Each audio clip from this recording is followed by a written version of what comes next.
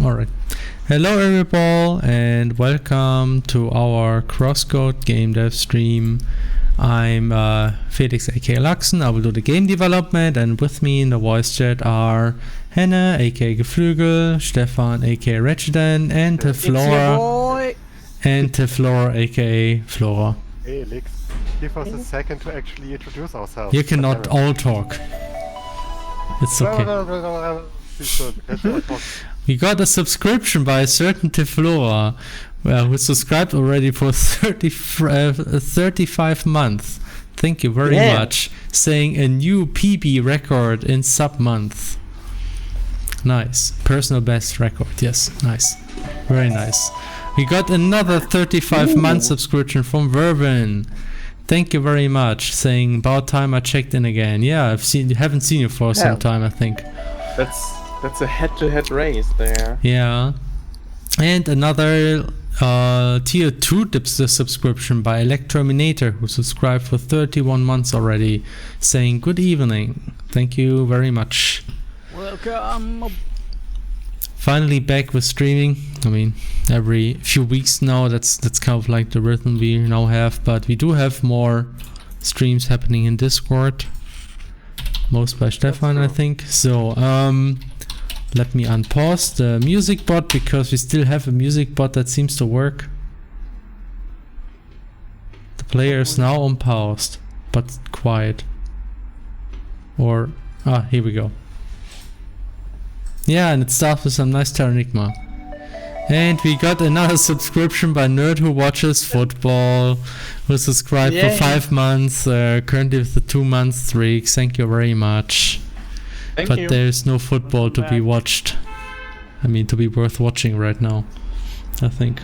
No football allowed in this neighborhood. Yep. So we have like some music, it only shows up sometimes every few seconds. I don't know. Fretboard is having. Fretboard must be shy because now it's playing in the stream.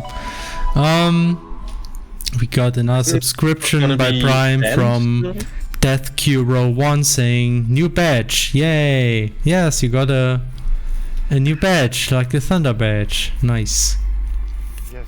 Lightning badge, shock badge. Not shock. That's shock. And if you want, you can spend a bit more money. Pronunciation spend is a bit more money. Yeah. Okay. It's a G. G? What? Anyway, we got another subscription by Yui Cannon, who subscribed for 20 months already, saying good evening. Thank you, Yui. Hi. Guten Tag. Guten Tag. Guten Tag, Frau Yui. Guten Tag. Alright, so what will we actually do today? We will keep working on ProjectTerra as like the last few streams, and today I will work on enemies. There's actually not that much to see yet. I'm just working on like the whole asset that we use to define enemy behavior, and for the most part we just copy a lot of the stuff we had in Crosscode, but try to optimize certain aspects. That song is loud. Okay, I will just make it a bit quieter. Yeah, I noticed that too, Emily. Like, I think your voice is a little bit overdriven. Okay. Why though? This is always happens. Like sometimes too loud, sometimes too quiet. Whenever my like Windows feels like changing the volume of my input devices. It does that quite a lot, actually. I made myself a bit quieter. I hope that helps. At least in Discord it sounds the same. Yeah, I think it's probably because what I directly record in... There's a loudness boost causing this. Yeah, I mean... The question is, where's the loudness coming from, the loudness boost? I always had a loudness boost configured here, actually, all the time.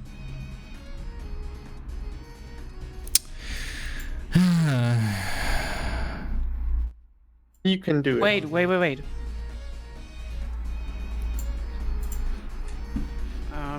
Oh, that reminds me. Felix, unplug your microphone and plug it back in. What? Why? Yeah, I remember having the technical. same issue, and it fixed it for me. Yeah, I Like mean, the USB connection. the I don't know problem, why I'm it fixed afraid it. if I do that, I'm not sure if I can even select the microphone again in the stream. Oh, okay. OBS is kind of like, I remember it being a pain about this, and sometimes if you're unlucky, I need to find the sound configuration.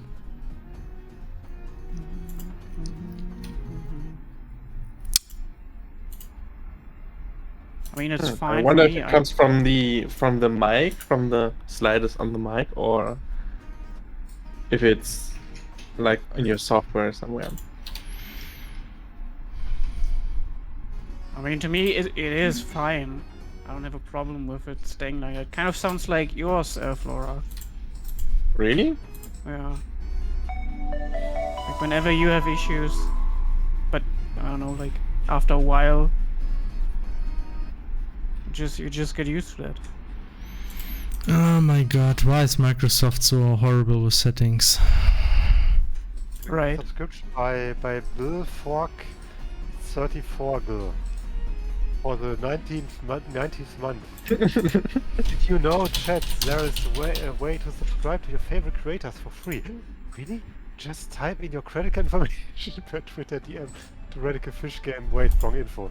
Yeah, actually, the best way to support us now is to buy our now super unique and very high quality NFTs that we will totally What? sell. Personally ban you from this voice call.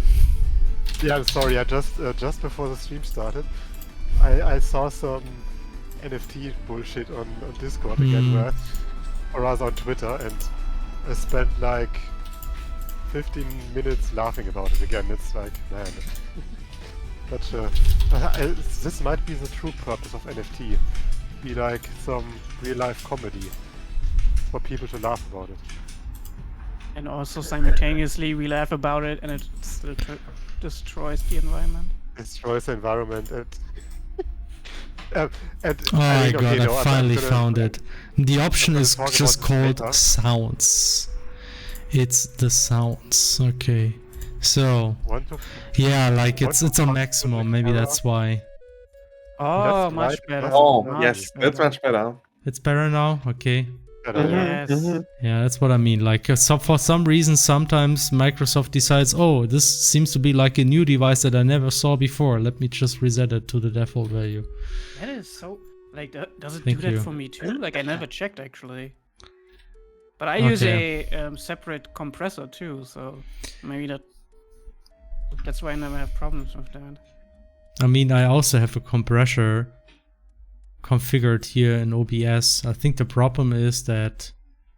No, I have a hardware compressor, like Yeah, I don't know.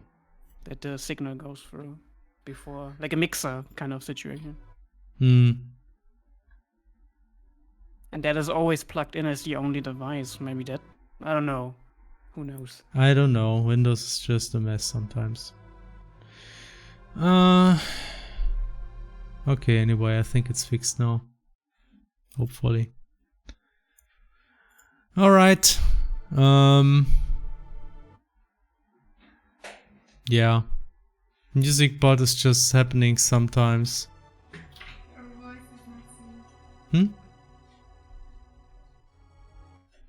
Ah, yeah, I think the webcam is not synced again. Stupid webcam.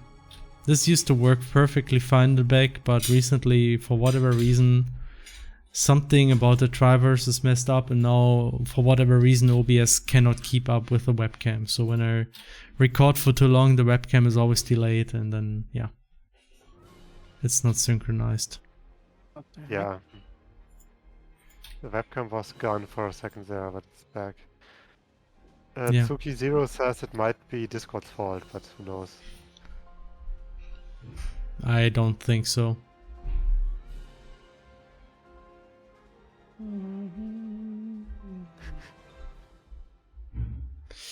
Okay, so is there anything I should show? I think in between we essentially revealed since the last Twitch stream. I think we have revealed Uno as like the actual design of Uno. I'm not sure if I showed everybody. it on my stream too, so like. Yeah. There are some sounds in game. All right. Yeah, that's something we can show.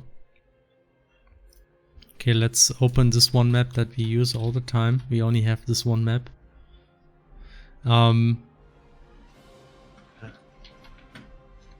So let's see.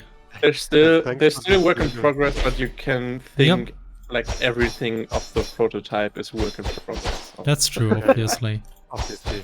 That sounds And really thanks good already, to- though. I think they're just a little well, too no. loud, maybe. That's what I think. Yeah, too loud. That very well be, because there's nothing else to balance it against. That's true. So they're just at the default value. Hmm. Anyways, delay seems to be very nice, so that like there's almost no delay. I think. At least feels like it's well timed for me. Mm. Yeah. What are you timing that, by the way? I gave the sweep effects an audio step, or actually 2 audio steps. So there are 2 layers, and each layer has like.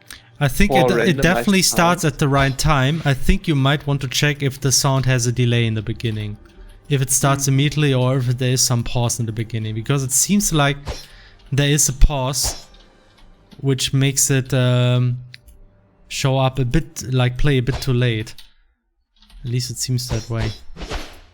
Well, it has a build up, so it's not like like a click or something. Can I see the sound? Where is it? It's on the media, SFX, or audio SFX, and then okay, I guess you can You find know, it. weapon, sword. Which one? This is there's a lot. Damn. Swing, I think. Yeah, the swing sounds. Which one in It's a particular? combination of the swing, attack 1, Mm-hmm. any one of those, and the metal one is stacked on top. Okay, let me open it with Audacity and see what happens. I just want to see the Waveform. I was thinking about I could render out the waveform into an image or something. yeah, I mean, especially when editing. Yeah, like for instance, look at this. Like there is a build up, but in addition to that, there is like a little bit of pause in the beginning. And you might want to essentially shorten this the build thing up. is there's still frequencies there. I could shorten it. Yeah, I mean there is, I think, an option here to do that in Audacity. I mean, I do know a few things to hack things. It's just effect. Oh, not select. Don't select anything. But another thing I actually want to add is that you can set a start position when you play a sound. But then you would need to know which, what kind of start position the sound has. Wouldn't it be better if that, you always know the start is really the start of the sound? Of course, yes. It's just another option to have. Yeah, I mean, if there is a build-up, you can, of course, just try to play the sound a little bit earlier. But it makes it kind of like more difficult to use. So I think it would be nice to have like a very, very short build-up to make it more snappy. Okay. You can also try going into the player editor and do it in an action instead of the effect. Yeah, that shouldn't make... I mean, I don't think it would make a huge difference. Thing is, for example, the first 2 attacks of the combo used the same sweep, but I made different sounds for them, so I can't really use the other sounds for the second attack unless we use a second sweep animation. So it may make sense to have it in the player action. I think in is the it? end you have it in code anyway, right, Felix?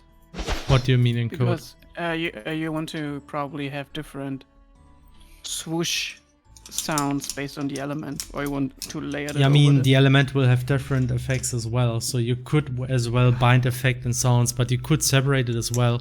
But it shouldn't make a big difference because the same moment in the action you play the effect. I mean, I can check this now. Let me check this for a moment. But when you spawn the effect, it happens in the spawn effect step. It's like there's a wait until the hook is ready, right? No, there's no. It happens in the same frame, I think. It should at least. I mean, if you spawn an FX entity, it's added immediately. So once you call start... The animation is a show animation step, and then there is a wait until hook ready step. That means the animation is already a few frames in, and then the sound is played.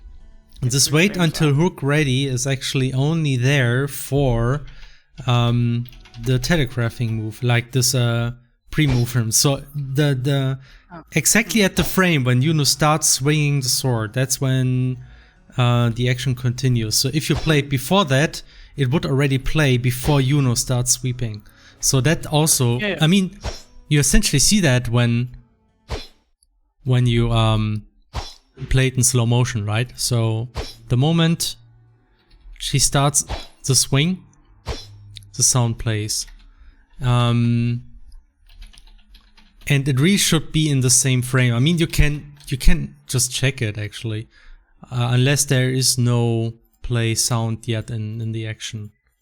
You can remove any silence in the beginning of a track, by the way, in Audacity. I think there's just one shortcut for it, right? Weapon, sword. I don't think the delay sounds that bad. Makes it kind of cool.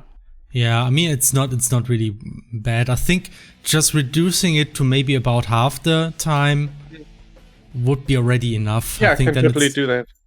So I don't really think it's a technical problem. Really, it's just that the sound has a bit of a delay.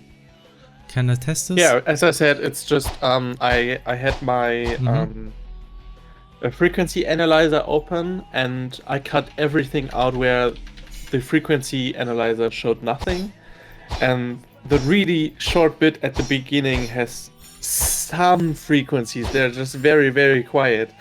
So I didn't delete them. Okay, let me see. So that's the first sweep one. This really is the first sweep, right? Yeah. Okay. You can actually now see here that it's essentially at the same time.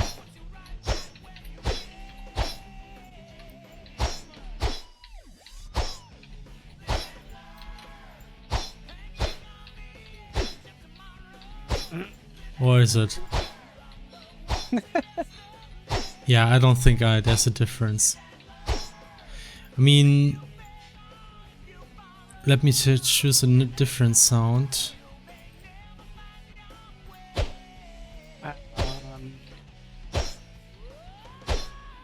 Yeah, I think it's pretty much the same. Chacha, the slow motion is just for testing purposes. Sometimes you really want to see if everything holds up in slow motion too. Right. That's why we often press just one button, which kind of slows down by 8 times, I think. So 8 times as. I mean, let's just look at the crosscode sweep sounds as a comparison, so you can actually see how they look like. I mean, whoop, whoop, whoop. So let me see, meteor sound, then the crate iron folder. Yeah, okay, and then we go to close combat sweep here. I think that's close combat sweep. Yeah. So let's just looking at this one. Open with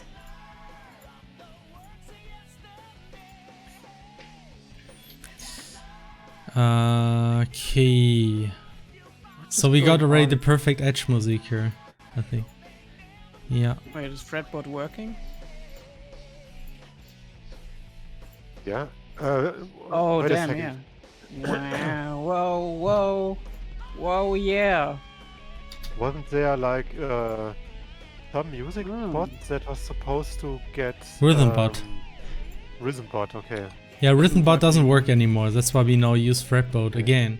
So actually, let me just compare those two next to each other. Ding, ding, ding, ding. Chat, Yeah. this is my video game master list you currently listening. Honestly, now if I look at them next to each other, they really have no delay. I mean, unless like okay, the one from Iron seems to get a bit louder early on. So if I'd maybe just cut away this part. Wait, the I top should also one is normalize crosscode? them.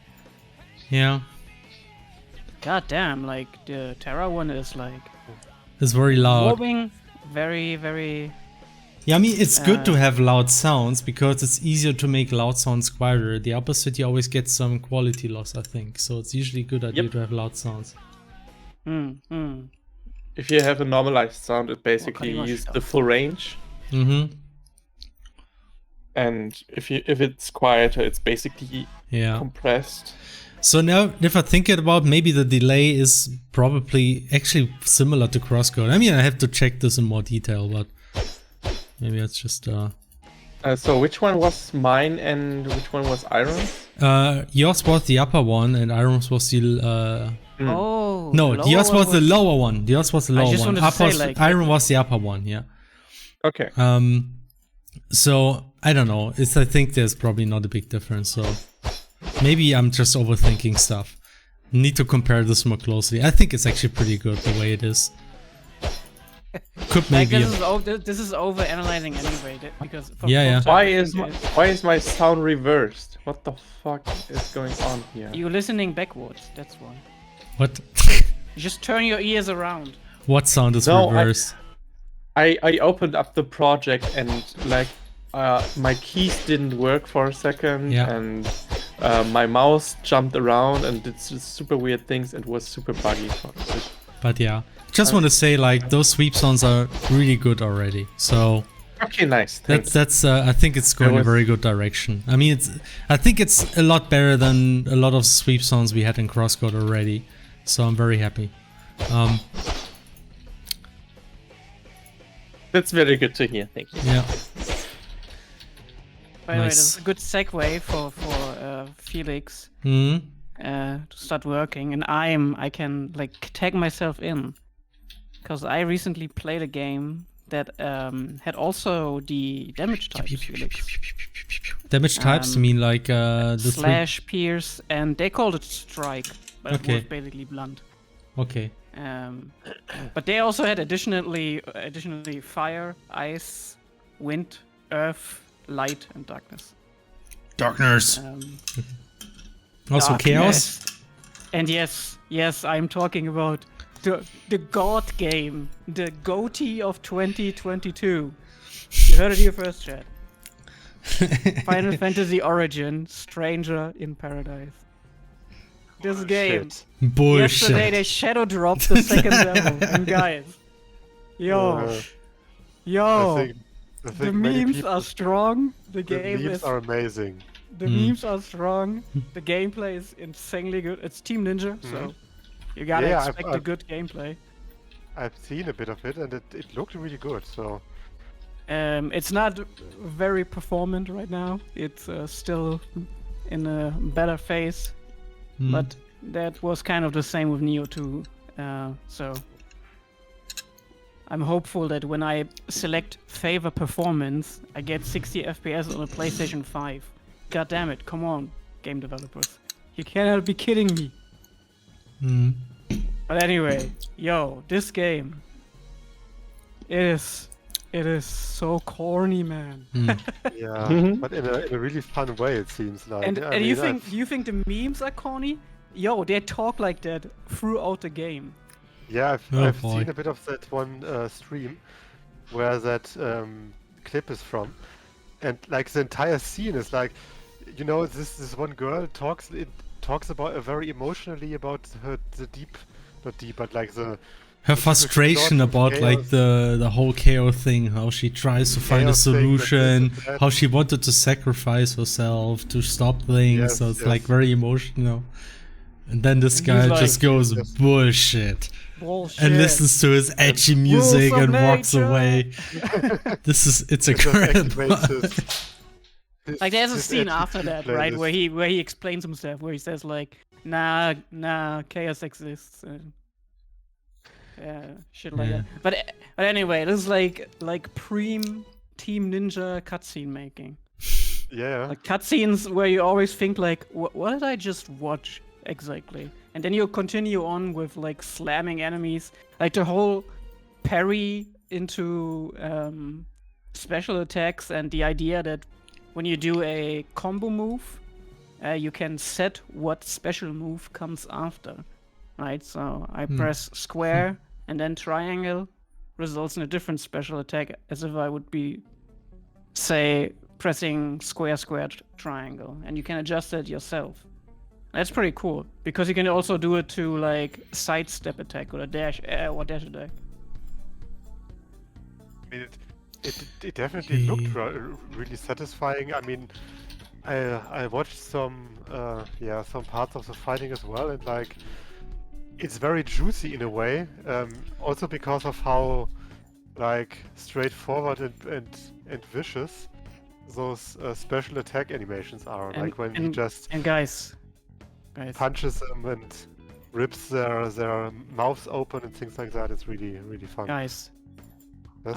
I brought to you today, specifically for this stream, I present to you Shirtless Man is Angry, from your boy, the God Gamer himself, Felix, if you will, so Okay. please Wow. play the video. I made myself the challenge. Fists and naked man only. Let's go. What? Where is it? Like, look at these parries, man. This game is fun. Nice. Alright. Is it like, does it include the cutscenes without shirt? No, this is like a special mission with the two boss, one after the Okay. other. Ah, I see. I just wanted to show like how cool parrying is. Hmm. Like you have this bar at the bottom, right? And you see like how it's basically at the end. As long as you parry in the right moment, your stamina bar or like your constitution never breaks. Very cool. Hmm. Nice, nice. Alright, bye Yui. Have a good slip. Bye bye. Hmm. Shirtless man angry. I think I will work on combat conditions next. Do it. You won't. Yeah. This game, man, is so fun. Yeah, I mean, it looks really fun. Like, of course, it seems very silly at times, but I mean, it has like this very self-aware and like consistent kind of silly in a way that kind of is more. It's actually fun to watch. Like, I wonder if it's self-aware or if it's just like this and they think that's okay. I mean, come I mean, on, it's, like, it's a Tetsuya Nomura game, right? So. Is it again I mean- Tetsuya Nomura? No, I think he's just like a character designer. Yeah, okay, come on. He's not in every But no, freaking Square Enix it's game. a Team Ninja game, so yeah, they're always kind of self-aware about the stupidness of the situations. I mean, you never played Ninja Gaiden Sigma, right? No. The series is like utter madness. You're like a ninja, but suddenly you're fighting a literal metal Buddha statue in the heart of a city. Like that's the first boss. For no good reason. Like it's just the first boss. And after that, Nice. you go back to the village. And you're suddenly in Japanese village. saving your brother or whatever, I don't know. Get that milky milkshake. Get a milky shake. Milkshake. But Anyway, yeah, that is. Thanks again, Team Ninja, for shadow dropping these amazing demos on me.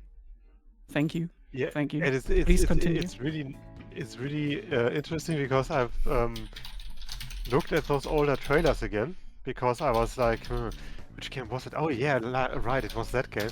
And then I saw like one of those very first trailers where they at first like showed the basic style and stuff like that, and that you are basically a rather modern, normal-looking guy who basically gets isekai'd into that world and such.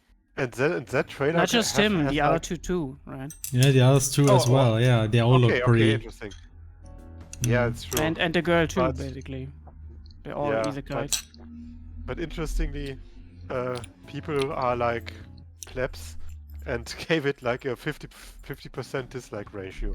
I So mean, because that they were depends. "What?" Like, the initial impression kind of like seemed like, oh my god, this is so horrible writing, because you like, it's a bit hard to say if it's just bad or if it's like so bad that it can be entertaining. And I kind of think it kind of moves into it's so bad it might be fun again. But you know, like, if you look at Final Fantasy 13, in my opinion, this game also has horrible writing. So I couldn't expect like a Square Enix game to have like really, really bad writing in a way that's not necessarily fun, but actually pretentious. And you know, you can't be sure from a trailer alone in which direction it will go. But the trailer was actually so stupid. I love that. already. I loved every second. The moment that it showed Team Ninja, I was like, alright, I'm in. Put it in my veins. I got it.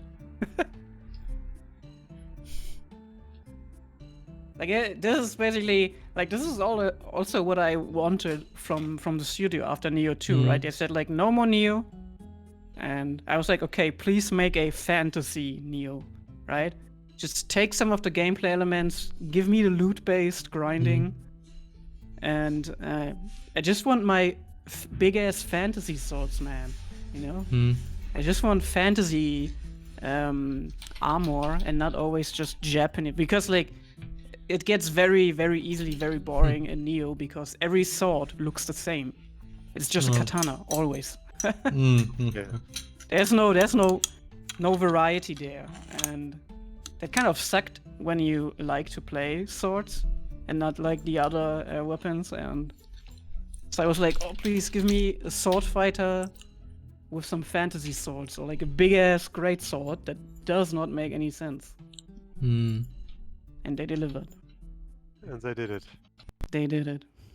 I'm thankful. Also with some new mechanics, right? They didn't just copy everything. They brought in something new and made it more casual, friendly with the party members. And in the second demo, you can actually remove your party members, which is very nice. Oh. So you can actually attempt a Dark Souls experience if you want. Nice. I love it. And all the dialogues, they still speak the dialogues in between as if they would be with you. So you don't miss out on anything. That's always nice. Because they actually, they do talk in the missions about themselves and what they're doing here. There's at least a little bit of, but no bro moments, at least. No pretentious bonding. More like, oh, look, Campfire moments. we came back around here. Makes sense. Like in the tutorial stage, kind of like, oh, you came back around, better go to the safe point. Because if you die now, you get spawned back to the last save point. Oh no. Ah, Please, that's no. why. Effect. I hope they still like tweak a little bit of the timings. Like it seemed the menu had some issues when starting. It looked like some glitching was happening. Not sure what that was about, but I'm sure they fix it. And then, I think they release it next year, like at the end of their fiscal year, somewhere in March, I believe. Yeah, I can see that. I mean, if they are Boosting those numbers. as far as they are now with those demos. Yeah.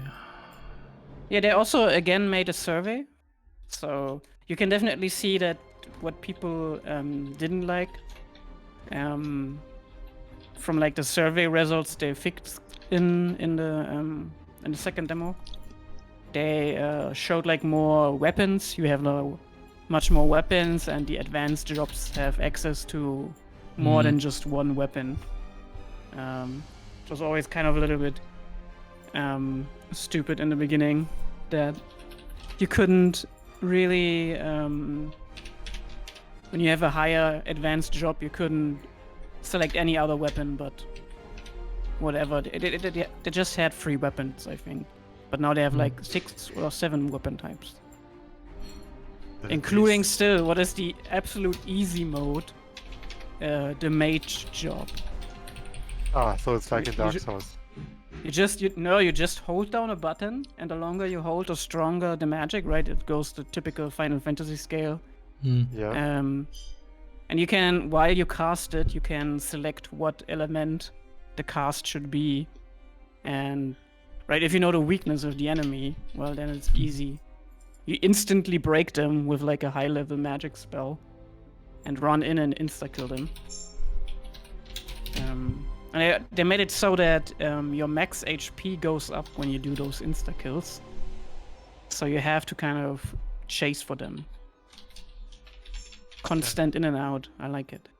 So like they rise within that battle or permanently? Just as long as you didn't die. When you die, it returns. It removes one section, basically. Like one section is always 100 MP. And when you kill enemies using your soul burst, the finisher, they kind of leave these red crystals, right? And you absorb them, and you get more max HP. I see. And it helps a little bit, I would say. They definitely tweaked it a little bit. So in the original game, you were kind of able to chain way too many special attacks because they just gave you way too much MP. So you were easily able to break everything by just spamming special attacks. They reduced it a little bit, so now you kind of have to go in and out of your normal attacks. And also, you can equip stuff on your party members now. As I said, like they help with combat a lot. Like you can legitimately leave them attacking enemies. They will do a lot of damage. I mean, that's good. It's not like they're just actually... there because. Okay. This is TypeScript, Barra. Oh yeah, I'm not paying attention to questions whatsoever. Sorry. Yeah, this is TypeScript. We switched from using JavaScript to TypeScript for ProjectTerra. Hi. Somebody was. By the way, yeah. I found a way to script in FL Studio. So I'm trying to make a script to like remove silence from a sample. Especially nice. the beginning. That's good. That's very good. Okay. By the way, I'm not sure if you noticed, but I'm working on the good old combat conditions. I mean, that's something we will use again, right? I think that worked, yeah. I mean, we do have normal conditions, but I think we need a special construct for combat conditions because there's too many specific things there. And I'm gonna use the same step editor that we have for currently trying to make that work. Because, you know, in the enemy you have like the choices, and each choice is connected to a combat condition. So I need to do that now. I don't think usually they're not destroyed. How did I call it? I have check. Yeah, it's called check. Yes. Okay. But something else I want to talk about. I finished another game just yesterday. Yeah, yesterday. That game is Psychonauts 2. Psychonauts DOS. And the other one is really good. Like this one, just that's one of those games that just endless creativity, right? Where kind of the game mechanic and the whole idea about like mental powers and stuff like dictates how the game is designed, how the story evolves, and everything around it. And it's just so good. Them seeing like this idea of, right, everybody has emotional baggage, so a collectible are tags to literal baggage that is crying, and if you give them the tag, they are happy, and you resolve their emotional baggage, right? So stuff like that is just like so fitting in the game, right?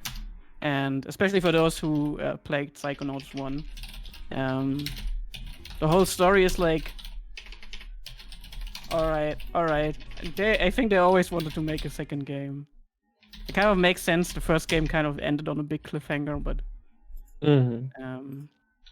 there are so many really, really cool 3D effects in this game that kind of play with your mind a little bit, like kind of an inward looped world where you always see everything on top of you. Or like doors that show you a different part of the map, kind of, right? And when you pass through them, it is seeming like I still don't know how they did that so seemingly. Like even the shadows are correct and everything. I've seen it in Ratchet and Clank 2,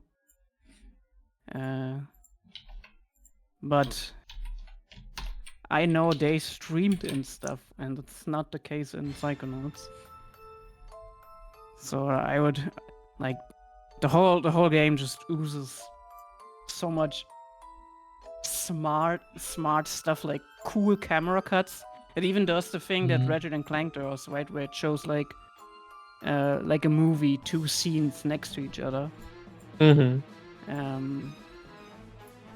I really, if you have the Xbox Game Pass, like download that game and just play it. It's an amazing platformer, without a doubt. Like really, really good, and it's very much about like mental healing, and the game definitely has grown, I would say, in that it's very much about mental health, forgiveness, and stuff like that. And those are very niche topics. Niche topics that only few people can empathize with, I think. Slash sarcasm.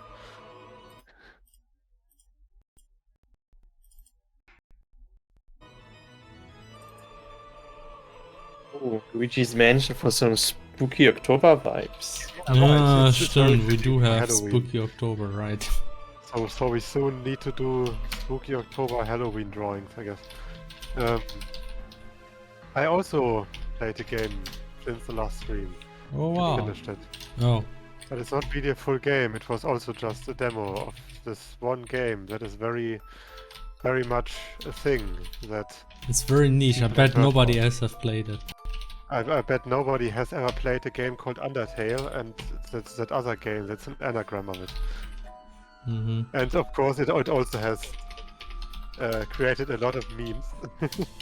And I don't want to talk too much about it because, of course, that game is somewhat a lot of the juicy things about that game, or rather the second chapter that was released, would be pretty spoilery. So I will just say that everyone here has the opportunity to become a big shot. That's something we should all keep in mind. And I will also say that I think, honestly, at this point, I like Deltarune more than Undertale now. Like, purely in terms of writing, because And it's hard to explain why, because it's hard to explain what makes either game really good, period. But I mean, I don't know. The characters in Deltarune are just so much more, are just more layered and interesting, in my opinion, compared to what Toby did in Undertale. And like the themes are more interesting. So, yeah. Again, can't really say much about it without going into large ramblings and spoilers, but it's really good. It's really good, and it has some good music tracks, and it's also really funny at times. There were like at least 5 times in that second chapter where I was like laughing out loud because it was such a great joke or pun or stupid moment. I don't know. It's really good. Literally laughing out loud. Yeah, I was literally shouting LOL from the top of my lungs. Like, man.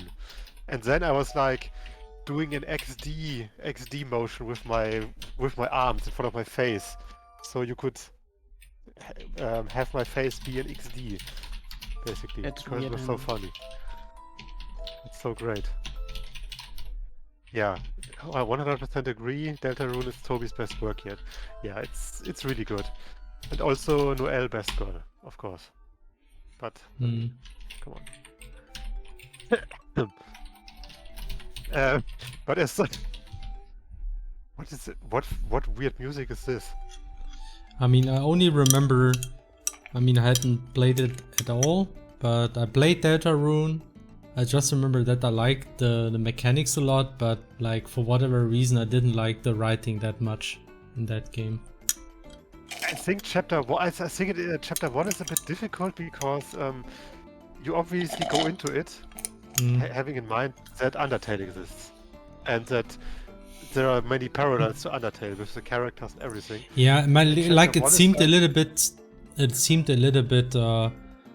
Like a lot of the jokes I felt I've seen before, and it kind of like overpushed this whole, this one guy is the bad guy and he calls himself the bad guy, and it's funny because he's the bad guy, and it kind of like was overplayed a bit too much, and there was this one comic relief character that's kind of like was always doing those jokes that those traps or quizzes which were super easy and didn't work, and that stopped being funny to me like very quickly.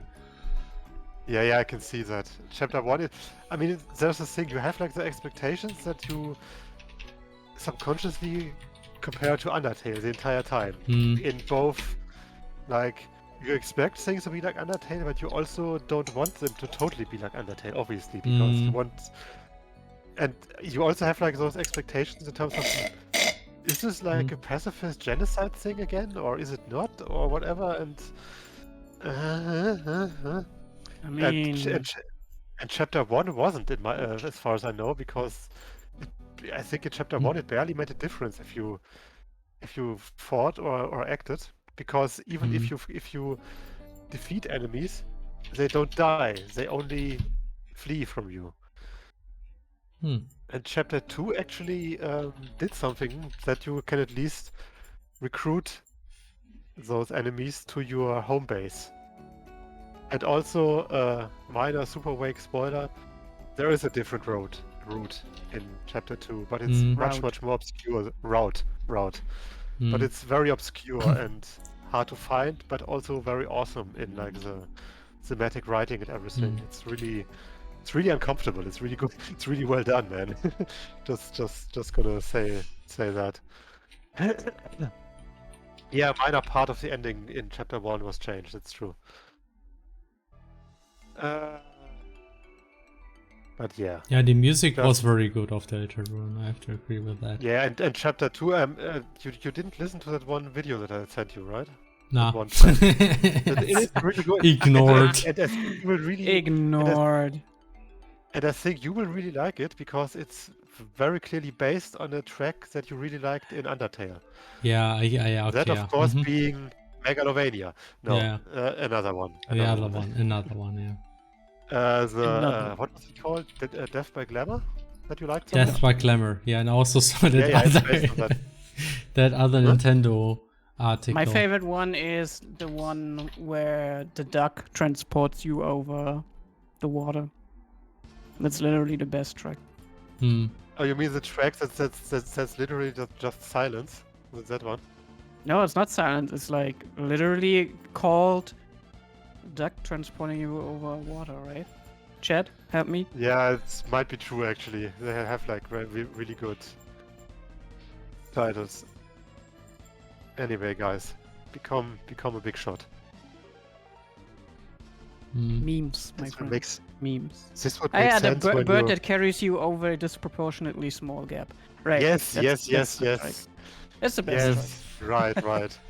Oh man, Toby had some really good song titles. I love it. mean, come on. It's. Have you ever listened to what are they called? God damn it! Oh my god, band name forgotten.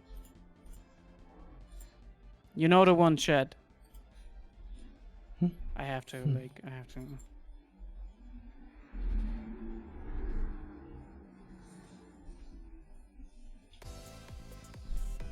Oh my god. Oh my gosh. Right. Right. Another good one is: can you really call this a hotel? I didn't receive a mint on the pillow or anything. Right, I that's a just good one. realized, like in crosscode, we had combat conditions, and each entry could be negated, but it was actually not stored as like some property, which is like negated, like not or something like that. No, it actually uses the type and puts an exclamation mark in front of the type for that. God damn it, Felix. Yeah, and and I actually passed that, and I mean it's kind of like designed to be written by hand, and then the editor essentially makes like a normal Boolean selection for that. It's really stupid. So I will not do that. I will just say there is always like a not property, which is a Boolean, One moment. which may or may not be defined. And this one always has negated, not. Is the music bot going in and out for you too? Yeah. Yeah, it's essentially, it's seems very much broken. We can switch to the cutting edge fretboard and see if that works better. I mean, that's the only option I can see right now. It doesn't cut our fingers or something. Let's see if that works. Yubi. Trello. Stream, regular playlist.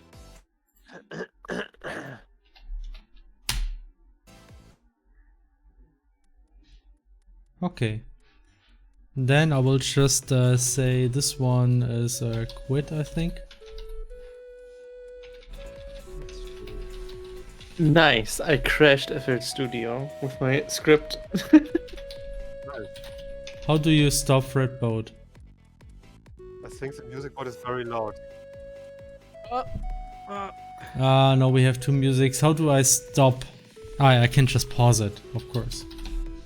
Yeah. Sorry, that comment Felix is reserved. doesn't like my my streaming list. No, I mean you can add your music again, then we can shuffle again. How about that?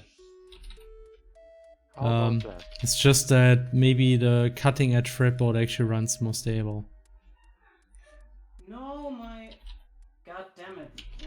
One of my plans just broke off one of her arms by herself. Thanks. When if you Literally, the leaves got so heavy that it just broke off. What? Are you Yeah, kidding that- me? Wow. Planned. Wow. Yeah, like, I have a plan. Like, let me Google the. That's a English Darwin name for Award, it. I guess. Like, this is literally the most stupid. I just have witnessed that. That is the most stupid thing the plant has ever done. What the fuck, plant? Shame on plant that does have plant. Shame on that The plant. plant does have a pretty low IQ. We gotta remember that. To be fair, you have to have a pretty high IQ to break your own arms. Like I have to check what the English word for that is. Like you all know the plant type. From Pokemon, it's weak against fire, but strong against water. It's a nettle. Ah, nettle. I see. Nessel. And a bunt nessel. Yeah. And like it's a common plant to have in your home because like it's literally unkillable, right? You only have to water it sometimes. It can stay in the shadow almost all the time because it's like a shadow plant. The hedgehog. Right. And like this, it grew like 2 stems, right? And one of the stems, just in front of me, I just heard a small. And I just saw it gently bending over until it just was like fully fallen. I don't believe this. I don't believe this shit. Man. Like not this shit do again. Not to Disushito again. Oh yeah. Like maybe the plant was like, I don't need that stem anymore, and was just like, no more nutrients for you, I guess. Maybe it needs like a bigger pot. Like just 2 stems. Why would it need a bigger pot? A lot of problems stem from that. Yeah. I gotta ask a friend about it. Like I don't know enough about plants. I never have witnessed something like. That's so weird, man. That's some ghost type shit. Ghost type shit. Also, what else did I play? I think I also played something else. I did play a very new game actually, which came out like sometime within the last 5 years, I think. And that's like Detroit Become Human. Oh no, Felix, no. And did you become human? Oh boy. Human? Oh boy, man. This game is Did you learn a lot about tough. I mean, this game. It's like it's so deep, you guys. It's about it's so deep. It's those androids. Felix. They're essentially humans, you know, but they're Felix. slaves. Yes. This game has absolutely no political messages. Said. No political messages. Stefan, you need to use the minus. Oh. Otherwise, we have 2 musics. I'm gonna pause this again. My bad. Yep.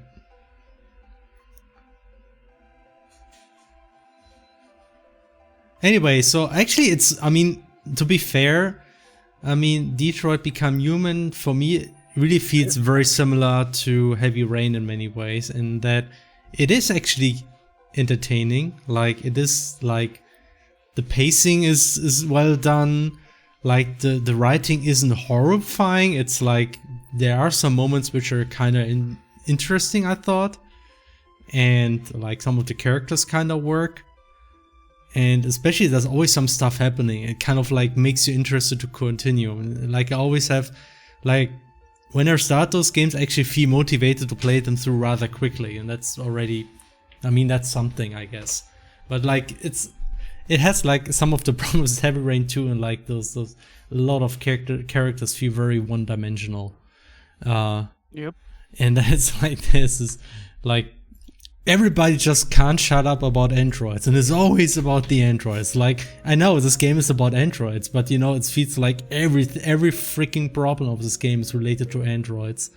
And it's like people can't think or talk about anything else anymore. Like there's this one artist that has markers, and then it's like his son, which is like a complete douche and apparently has a lot of problems. So obviously, like, the artist doesn't get along with him and sends him away. But no, of course, the android is the reason, and that's why he has to, oh, look, it's because you like this android more than me. And it's like, no, it's because you're a freaking douche. Like, I don't know. And nobody even talks about this. It's like... The game doesn't talk about a lot of things, Felix. I mean, yeah. As Eddie says, like, yes, Eddie, you're right. There is a very, very strong reference to racism in real life. But you know what? That kind of is a little bit shitty just as we all know David Cage is, he has used the struggle of black people and made it into a game. But you know, everything kind of falls apart when you think about the difference between a black person and an android, you know? You know, a black person literally is just a human being with a different skin color, and there's like a more substantial difference between an android and an actual human being. Like, they actually have ridiculous skills in this game, and it's like, you can see that it's like, you know, like the big question really is, how could a word like this even exist? Like, you have those incredible advanced androids that are perfectly like human beings already, only that, and just now they realize like something goes wrong. Like, this has been going on for some time and the word hasn't broken down already, you know? It's like they can already do essentially all the stuff that people can do, at least it feels like this. And you know, but now suddenly problems start happening. It kind of feels like, you know, when you reach this point technology wise, a lot of stuff would have been or would have already happened, I think. At least the allegory kind of falls apart.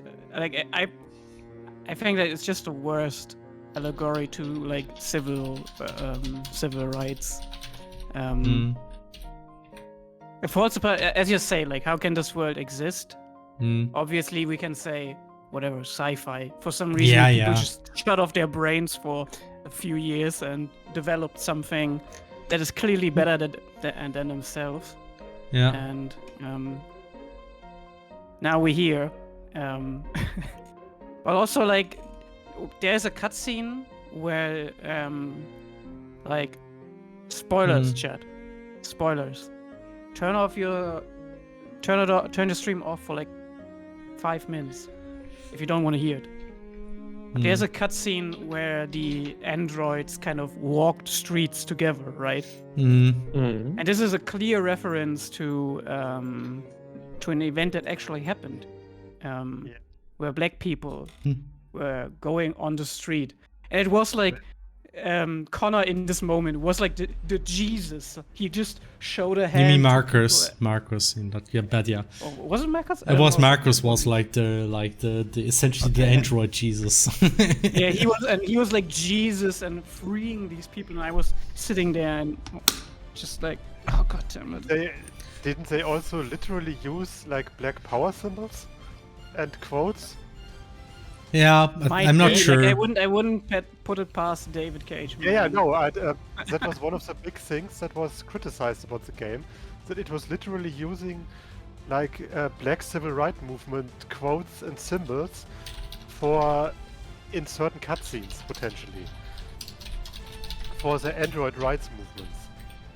Yeah, I mean, there's a lot of parallels. There's also at some point like a black person actually helping you, and at some point they say, you know, my people have been oppressed just like you are right now. So the game really doesn't hold back with comparisons in this direction. So there's also the thing that like black people were like oppressed for their skin color, which of course is instantly visible to others.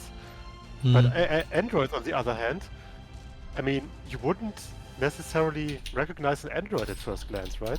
So if you were an android and you were running around freely, then you wouldn't face the oppression in the same way as a black person would have faced it like back then. Yeah, I mean, it's not. Yeah, I mean, it's not clearly obvious. Like, I mean, they had like their kind of like thing on the head that kind of like identified them as an android. So there's that, but you know, at some point they just realize, oh, I can just remove that without any problem, and it just grows over. It's kind of like they're designed in a way that they can go anonymous like immediately.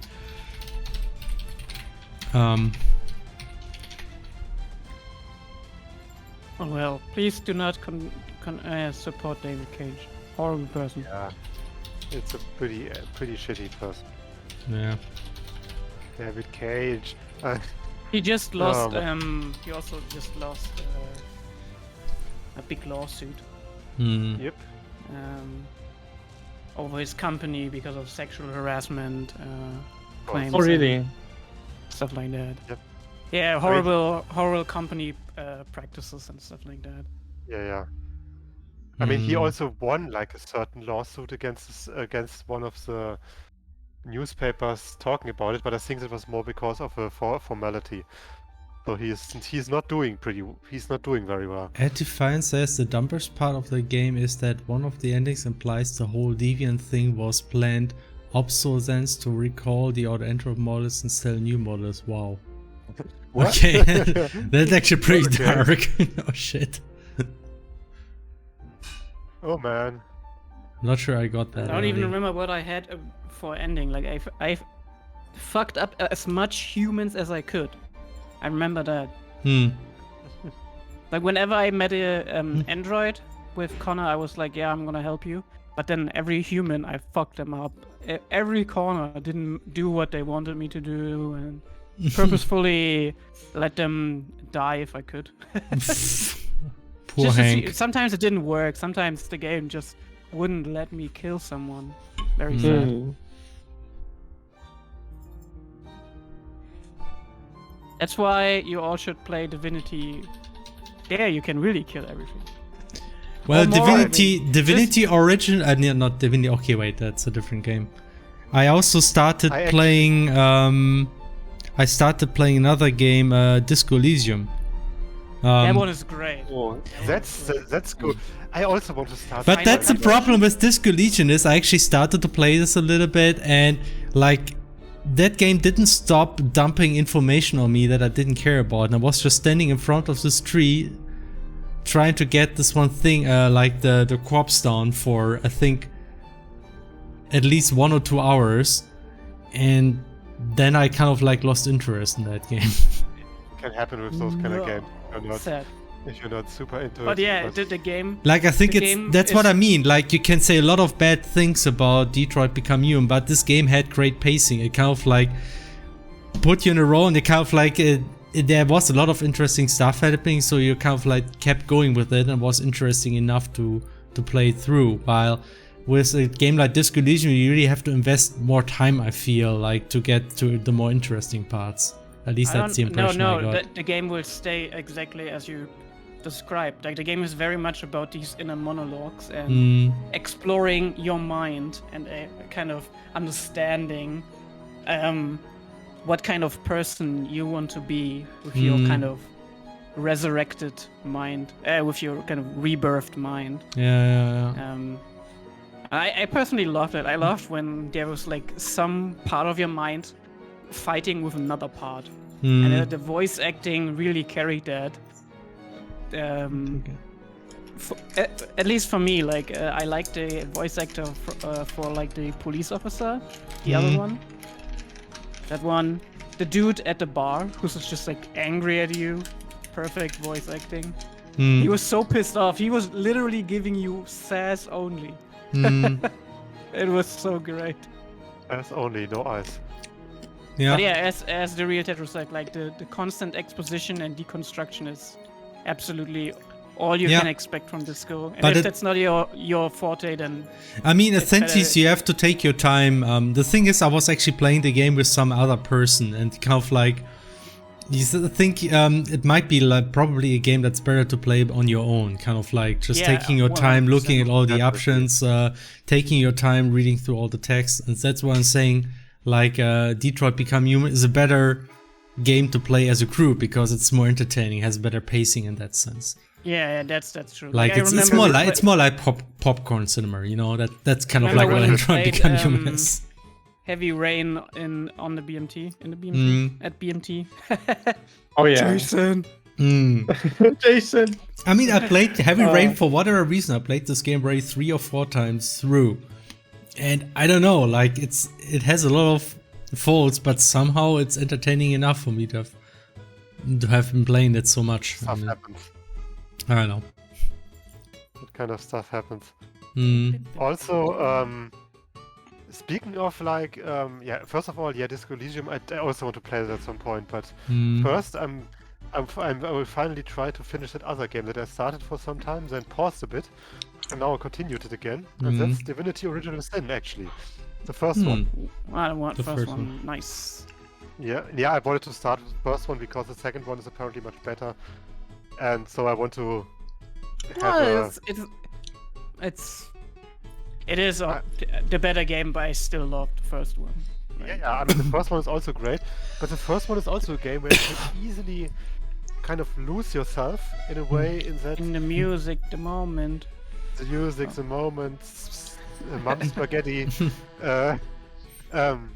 That you can kind of like get lost to a degree and be like, I have so many things that I could do, and the combat is pretty challenging because I played on the second hardest mode. I think it's pretty. As you should. Yeah, as I should, of course. And yeah, sometimes, and I do remember that I did a certain side quest, and it had like a weird, like this weird boss fight where you basically needed to use some remote controller to manipulate like mechanized enemy, so he doesn't. This stop this you. fight. I remember this one. Yeah. And I mean, it's a cool idea, but the I think the fight was a bit bugged in some way. So sometimes he was just still doing his super moves despite me blocking it. Nope, It you was just a bit- hadn't.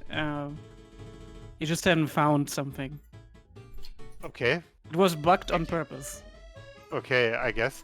The Anyway, whole idea about this is that this mecha is seriously bugged, and when you press something, that what the book describes, you have to press something else instead.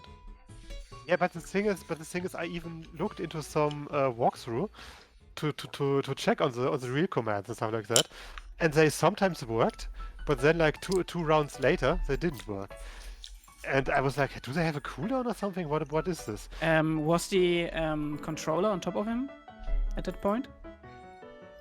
Top of him? I mean, I was near him. Like, yeah, the enemy is controlled by a goblin or whatever, right? That might be true. That might be something.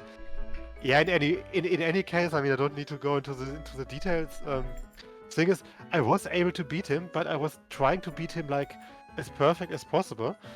And then I just lost interest for a bit, stopped playing the game for a few months, and then I continued it again. And then I was like, yeah, okay, I'm just gonna beat it now, so to continue it. And then I basically beat him, and one of my guys died, so I had to use one of my many resurrection scrolls that I had, and I was like, yeah, whatever. I mean, But That's I've okay. only 12 of them. yeah, right. It's a final Kind of battle. Like you have to play with, like, this is an RPG, right? You should live with your choices to some extent. So Right. That's true. And the thing is, like, a lot of the difficulties in combat comes from like how willing you are to actually use your items, like to actually yes, use the your, game wants you to use stuff. Yes, you use your grenades, use your oil flasks.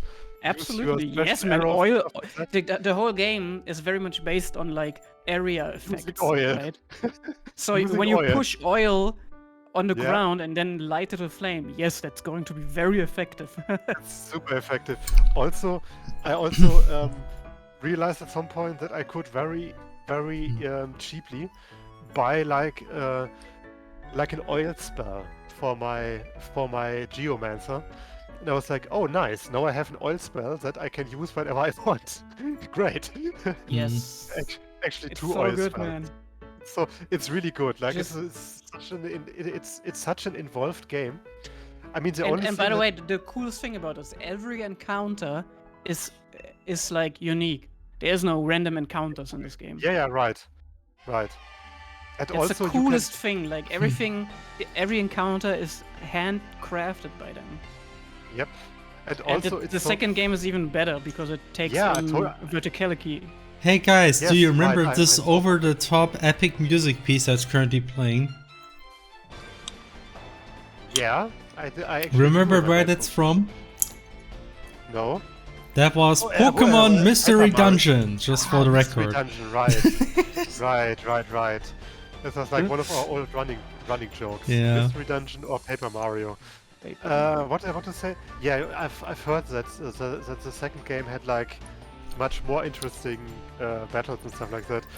But the thing in Divinity: Original Sin, even in part 1, is that it's also so funny how much you can also do accomplish with like good fight preparation, like having like your stealthed guy get invisible and like go behind the boss, so you can like instantly get like a few backstabs in where the fight starts. Like the boss talks to his like to his boss basically.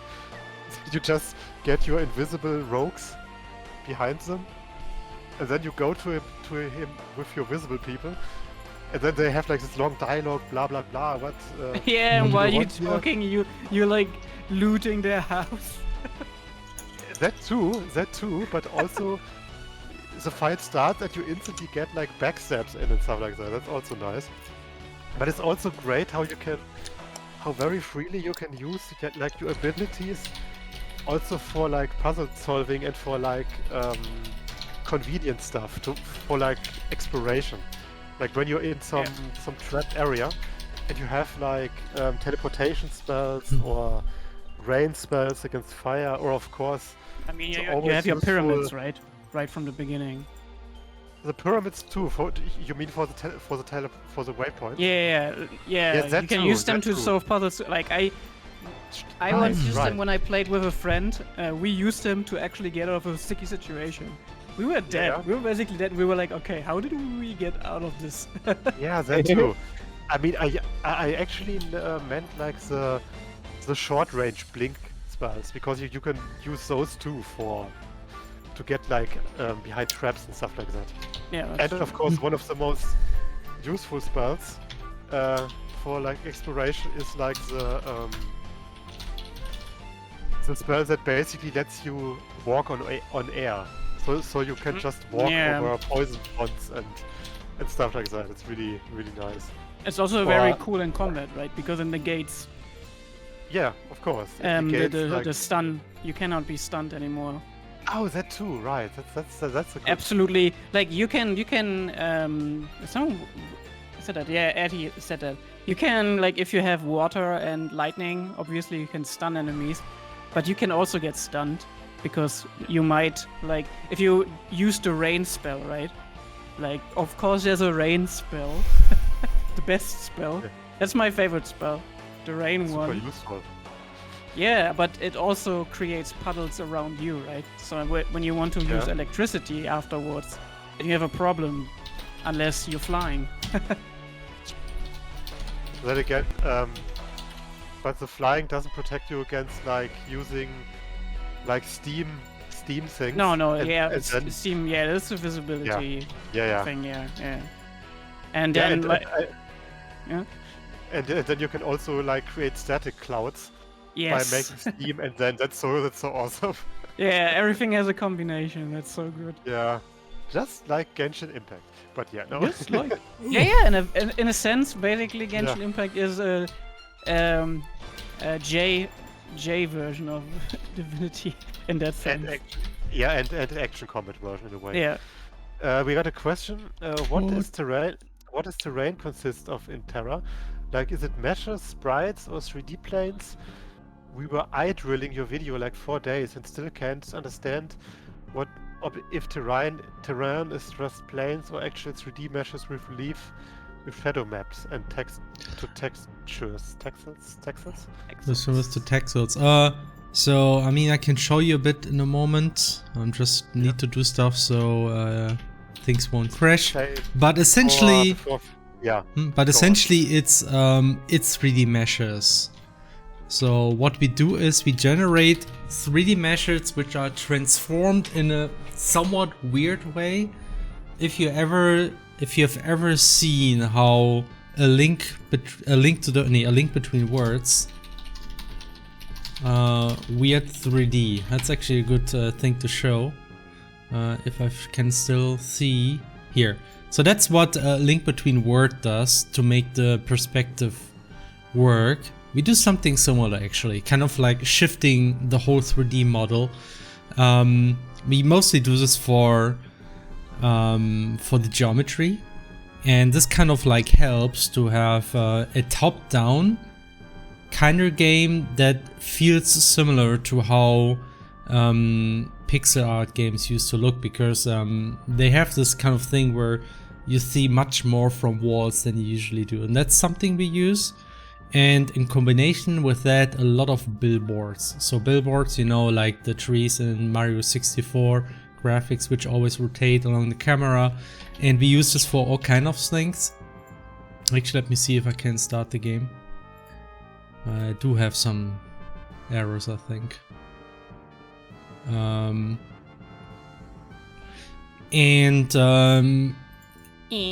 Yeah, based on that, we like shadow, we use, I think, pretty normal shadow mapping that you also have in other 3D games, right, Flora? I mean, Flora essentially did the shadow mapping, so...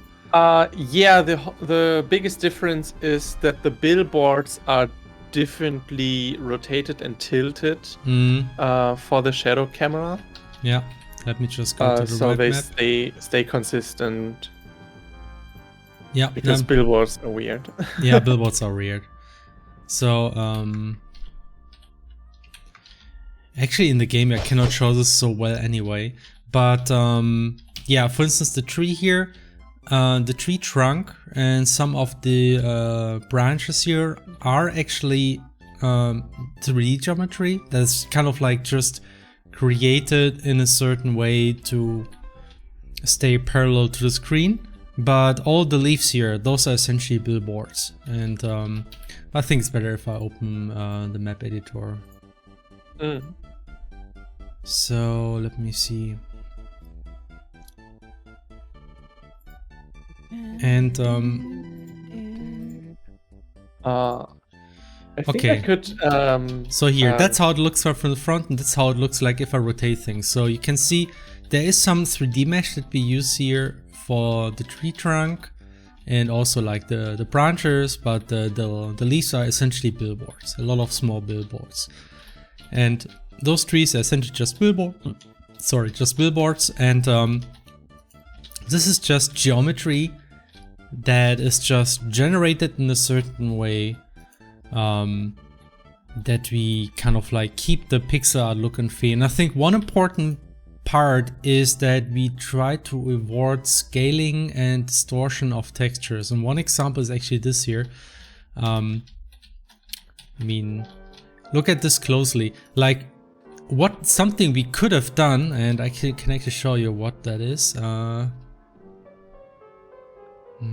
does this work again here? Okay, we could have made something like this. Like, we could have just used the same texture and put it on this geometry. But what this would have done is that you would have those pixels, but then they would suddenly go diagonal. And this kind of like destroys the pixel art look a little bit. And so the idea is that the geometry, kind of like the way we put the texture on a geometry, is in a way that it's always aligned with the screen. So kind of like avoiding diagonal textures as much as possible. That's why we need custom graphics for diagonal slopes like this. We cannot just reuse the same graphics. But I think that's part of the reason why it looks so much like pixel art, unless you see it in motion, when you see like all the distortion, because we really try to avoid having diagonal pictures as much as possible, at least for the environment. For the character, that's a different story, but the character is always moving around, so you notice it less on average, I think. Can you show from the camera from straight top down? Yeah. Looking straight down? Yeah. Because that's interesting too, because you can see that the tiles are squared, but from our perspective they're in a 3 to 2 ratio. Yeah. But I have to admit something. The weird thing is, when I rotate the camera, I actually do a lot of weird magic to make it look correct, because this actually includes a lot of skewing, but the skewing is removed as you rotate upwards. So this is not just a normal camera rotation, it actually kind of like tweaks a lot of the camera things to make it look correct. It's the same if I do like this, kind of like the way the skewing is applied makes it look natural somehow. But it's not just a normal camera rotation, so it might look like this, but there's actually, if you would have a normal 3D model, it wouldn't look like this if you would rotate it like this, I think. It would kind of like, I think the distortion would be much stronger. I think that's kind of like what happens here. You can open the debug tools and show how the skewing is applied. Ah, yeah. How can I, if I go to camera here, right? Yeah. Can I change things? You should be able to. It's like the camera, and then you have like the perspective camera, and then. Ah, yeah. Oh, I can see it here, right? Okay, here. Yeah. That's the skew factor. Let me take it to 0, actually. So this is how the game looks like without any skewing. And what you notice is that like everything looks a lot flatter suddenly, right? So with the skewing, the walls seem much longer. Like, and you see it like the top is actually exactly the same. If I change the skewing, you see it doesn't make any difference. So the skewing is essentially scaled with the rotation factor. So like as you rotate downwards, I add more skewing. That's kind of like what I'm doing. I can also make it longer. So now we have especially long. And that's why there's a lot of stuff happening when you actually skew, when you rotate the camera. Can you show cliffs a bit closer? The boulder's perspective is added with skirts, or is it flat too? The boulder's perspective, what do you mean with boulders? Like this one or this here? The thing is, those boulders, they're essentially just 3D geometry. So we kind of like, this whole skewing is just some shader magic that we apply on all the geometry. And then we just essentially model some geometry that kind of like fits the sprites, and like the shader essentially transformed it's consistent with the rest. That's kind of what we do. Yeah, transformations are really hard. Like I always get confused with them too, I have to admit. And I studied computer graphics, and I still get confused about them. Like especially when it comes with the order of things. And I'm just happy that we now found something that works for us, and I can just leave it alone and it's okay, it's done. I can now focus on other things. I mean, that's my take on this. Boulders that compose the terrain. Like you mean like this here? There's some stuff we do here. For instance, here we use a trick where the actual geometry that we use. Actually, I can show this very easily by just removing the terrain. This is how the geometry looks like without any fancy textures. And this is how it looks like with textures, and it's the same geometry. The only difference really is textures, and if you look closely, you actually see that it's actually still very diagonal, but we just put some extra texture along the ground, and here again overlapping with the diagonal. So this is still like a boring diagonal, but just by using some texture magic, it actually looks a lot more convincing, like a real cliff. And that's kind of like the tricks we're using. Essentially just using fancy textures and some graphics, just going beyond the mesh edges, and then yeah, so it looks less triangular like that. Go beyond. Yeah.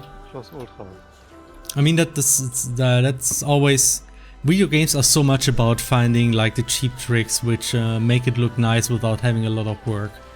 And we did a lot of that here. And that's also why this game will always have this direction, only very slight rotations, because if you rotate too much you notice like there's nothing on the back here.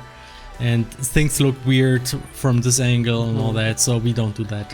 Making it work from every angle is really, really hard. Yeah, you don't do that. I mean, you would need... do that in this. Yeah, we would need a more advanced engine for that. Why does the terrain look strange from the side? Because we just optimized it.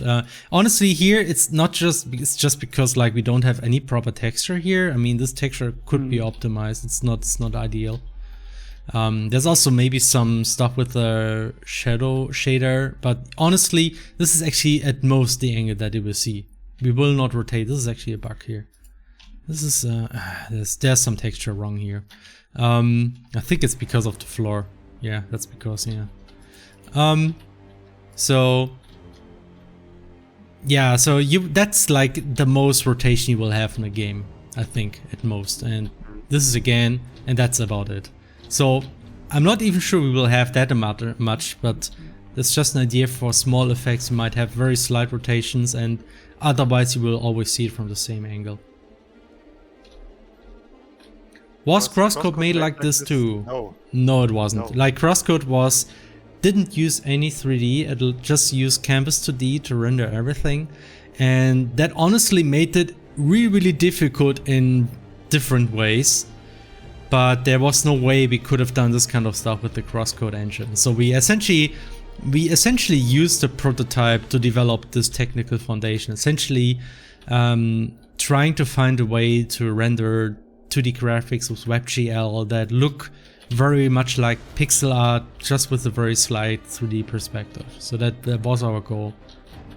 That and having those animated characters, which I mean, this is like its own interesting topic. How we managed to do those, to make those work, because that is essentially just a whole bunch of billboards. And if you zoom in, you kind of like see that, like there's like a whole bunch of very small graphics assembled along a 3D transformation, and we do have graphics like the head and other parts from all directions essentially. And if you don't zoom in too much, it pretty much looks like your animated pixel art character. And this allows us to do a lot of more animations, so we can essentially very quickly add new poses, new sweep animations. So in Crosscode we had to recycle a lot of things, and in ProjectTerra we can actually create individual animations for each weapon and a lot of individual animations for attacks and all that kind of stuff. So that's now feasible essentially.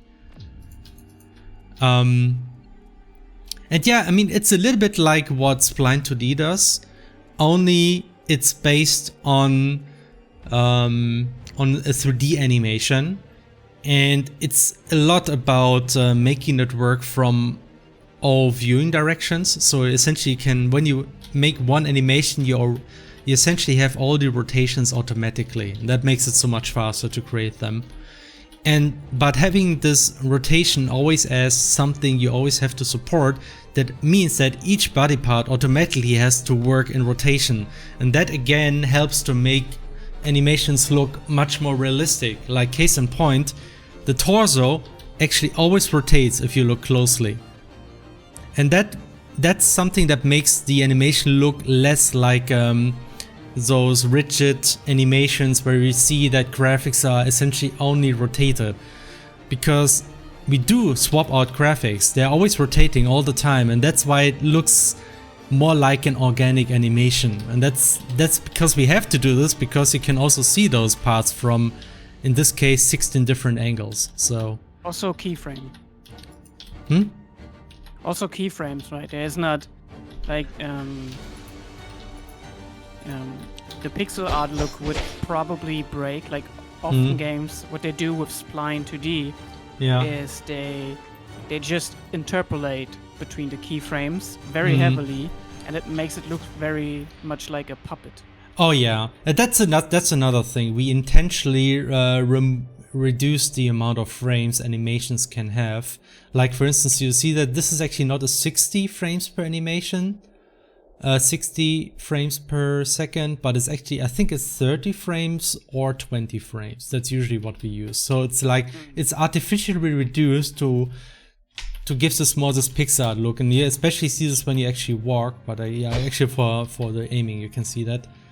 I think this one also has even less frames per second, and yeah, especially in slow motion, you can see the difference. And that is also kind of important, because if you don't do this, it very easily doesn't look like pixel art, but like something else. To achieve those 16 angles, you make 5 sprites a mirror, right? No, it's more, it's 9 sprites, because you have to create half of the directions, and then you like a little bit more than half of the directions, then you can flip the other side. So it's a bit more work, but on the upside, you only have to create individual part rotations, and like most of the work is just the head. Like for smaller body parts like the shoulder, you don't need 16 directions. The torso is some work, the legs are also a little bit work, but you know, it's nothing compared to actually creating a full body pose rotated, because then it's much easier to imagine how to rotate like a rigid body part, which is very simple, like an upper leg. But rotating a whole pose in your head, that's what's challenging, and we don't need to do this, because now we have like a 3D pose and all the sprites are placed automatically, essentially. Oh, did you change shirts? Yeah, we actually have a new design for Juno. In case you didn't see that, let me actually just post the blog post.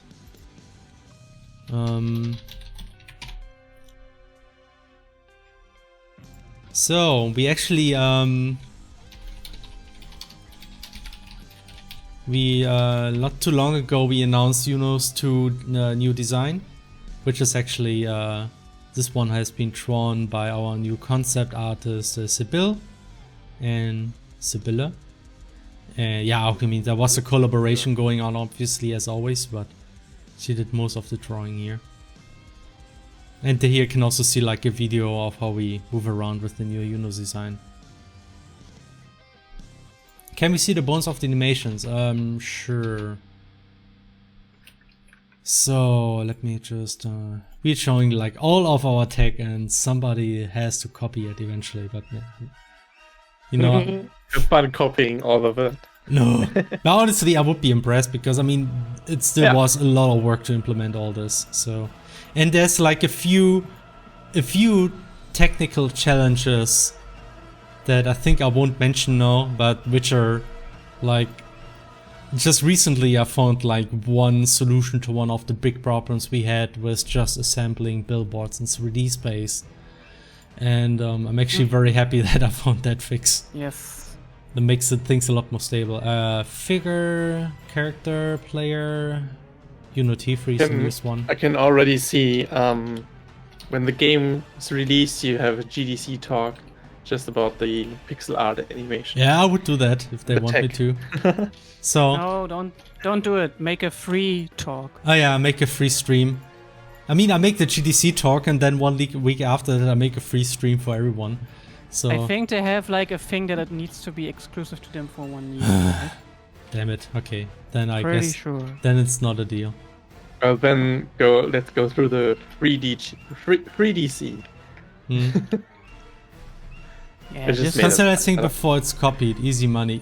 No, you know, creating a tool like this and in a way that everybody can use it is, I think, a lot more work, because you need to do documentation, tutorials. Different beast. You have to make sure it works with all kind of systems, because we have our own custom engine. No idea if how that's supposed to work with Unity, for instance. But again, there's like, we're actually not the only people doing that. I think there's it's worth mentioning, there's a game called Chronosword, I think it is. Which uses a very similar system, I think. And also, we should talk with the devs again. Yeah, at some point. I mean, I met him at Bit Summit and talked with him a lot of. This game actually uses a very similar system. Let me just post it here. Where they essentially have some kind of 3D model and actually use sprites in combination with that. In the Google search, there was about the sprite and animations is a blog post. And you can also see like they also chose one fixed perspective, right? The isometric perspective. I mean, he did some Twitter things where he went into detail about the system, right? If you go back onto the Google search, there was a blog post. About sprite? Oh, yeah. Oh, okay. Ah, yeah, here it is. That's it, essentially. I think a big difference really is that he actually does render 3D. Or no, it doesn't actually. It's like, I'm not sure. I think... Yeah, this one is obviously a sprite, which is also placed along the 3D information. But some of the legs and arms actually, they seem to be rendered. I think the 3D render there is just in Blender or in Unity as a help. To see where the sprite will go and how they're oriented.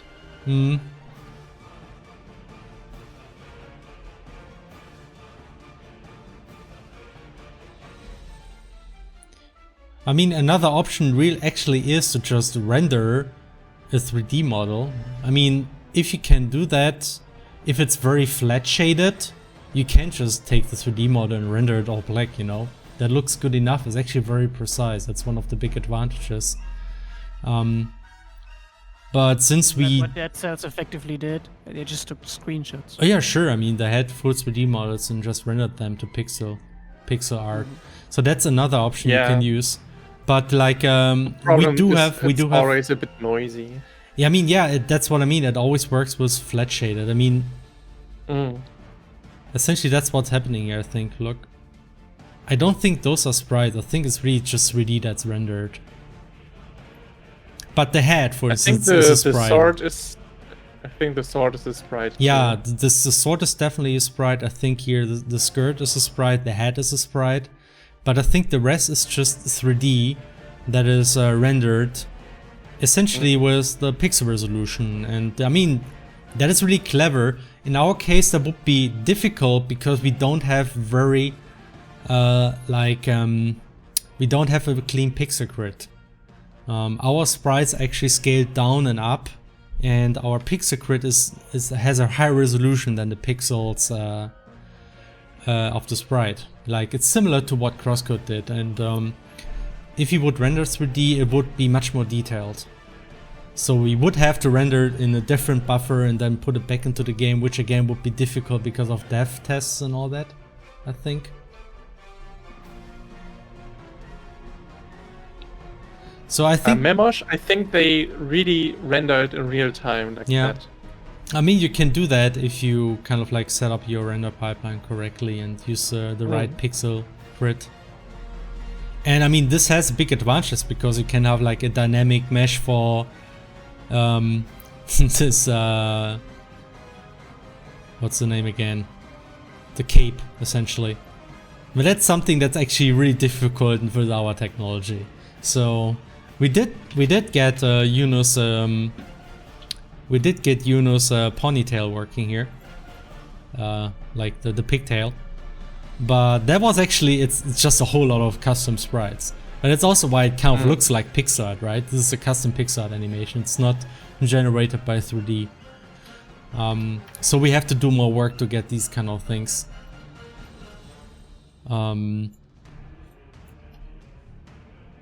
Yeah, no, that's again, like, it's not physics. J3 updated the head, and now the tail is too dark, I think. Oh, okay. Again, like if you look at it from the side, you can see it. Like, tail looks way too dark, in my opinion, at least. Like, you mean like the outline is too dark, or what? Maybe it's the outline. I don't know. Something about it makes it look like a little bit a different shade. I mean, I personally think it's good if it's darker because it shouldn't draw too much attention, I think.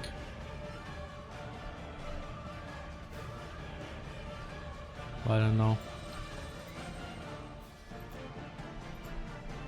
Real Tetro, resubscribe for 11 months. Thank you. All right. Nice. So that's kind of like the kind of stuff that we've been working on recently.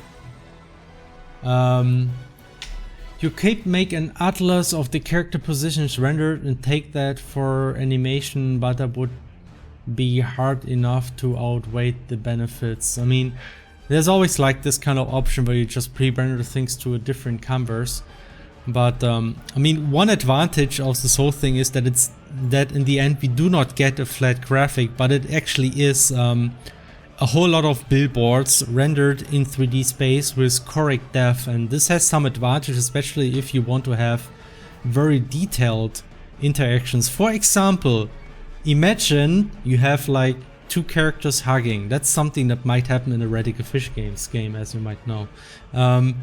So we could do this much easier actually with this technology compared to Crosscode. In Crosscode, if you have two characters hugging, like you have to create custom graphics and you have to make sure that they kind of like are rendered correctly. And what we actually do is we just remove one of the graphics and just embed two characters in the same graphics.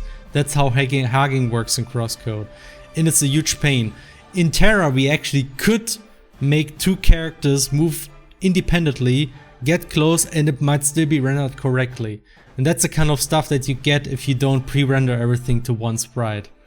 So that might be an advantage. We still have to check if that actually works well in practice, so I'm not sure. But I can imagine that it's probably much easier to make this work in Terra as compared to Crosscode. Or like stuff having a character sit at a table. Like you can actually make it sit down and the legs will actually be rendered below the table correctly because they have like the correct depth value, while the arms are rendered on top of the table. So I think we can get this to work if there's enough delta values and all that.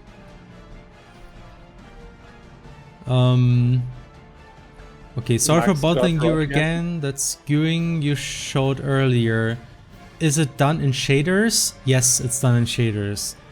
Also, as game in 3D now, it does not require integer scaling like in Crosscode. Maybe you can give starters some resource advice where to look for information for non-standard 3D.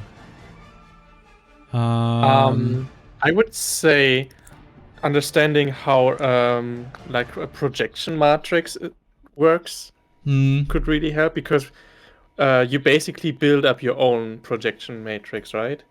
Yeah.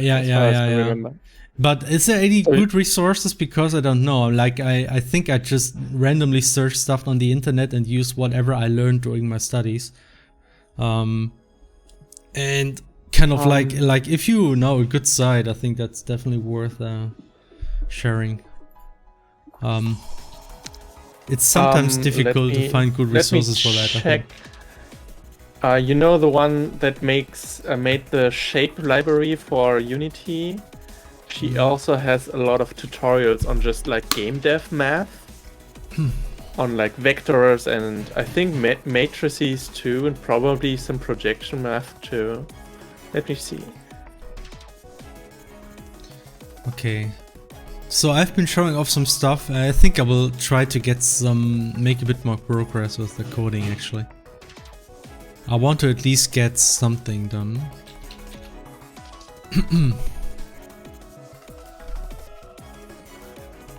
So the combat condition is here.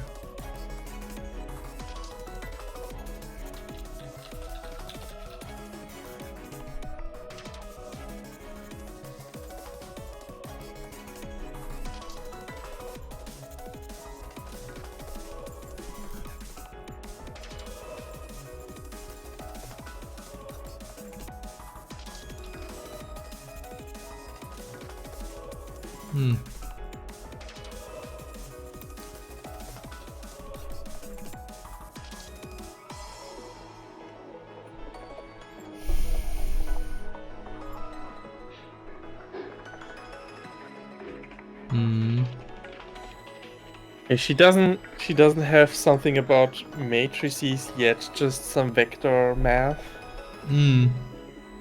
And some shader basics like lighting and shadow and stuff. Wait, who?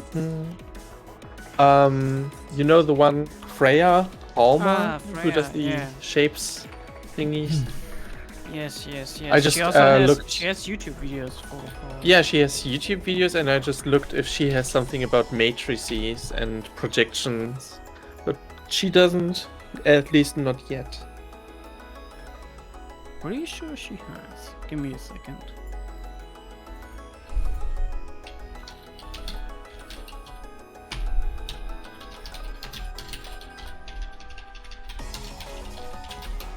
Maybe Oh yeah, three blue, one brown. Everything she has though is something you should look at. These are like the things she talks about are very much the basics of game dev math, and understanding some of that, or at least understanding where to look for it, will help you greatly in achieving what you want, right?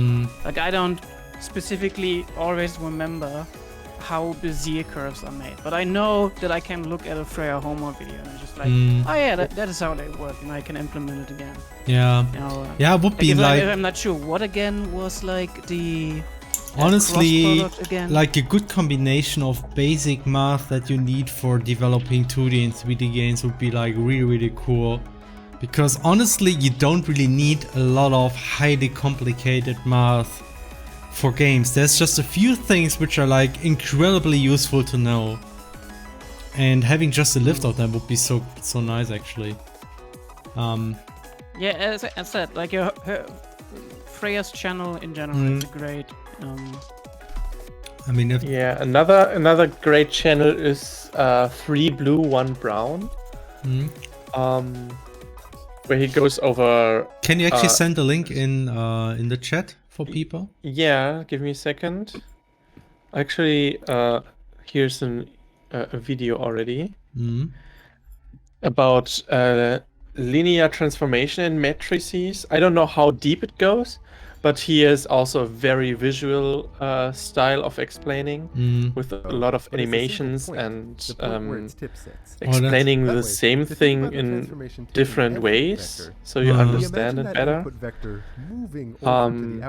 And he goes over a lot of things too, a lot of vector, a lot of rotation, quaternions, stuff like that, and explains it in a geometric way, basically, not just numbers and formulas. So, as I mentioned last video, a nice trick is to he often also explains how people come up with a certain formula in a geometric or graphic way, so it makes much more sense than most math that's taught in school. We honestly now have HoloLive characters talking about math too. Oh man. Where does this word go? One of the biggest problems, I think, is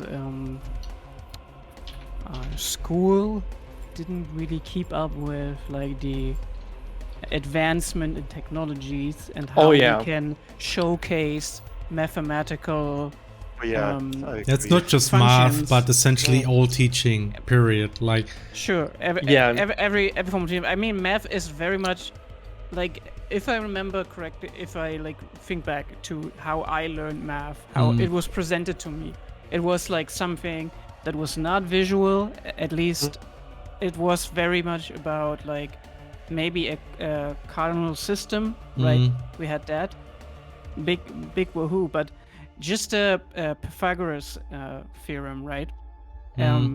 The kind of like our teacher didn't really explain how that thing came together, right? So there was no connection for us. Like, we know the formula, and basically you learned the formula, but you didn't understand it. But understanding it gives you so much power in seeing the bigger use of it, right? And also like internalizing other connections in math, and how general functions are made up.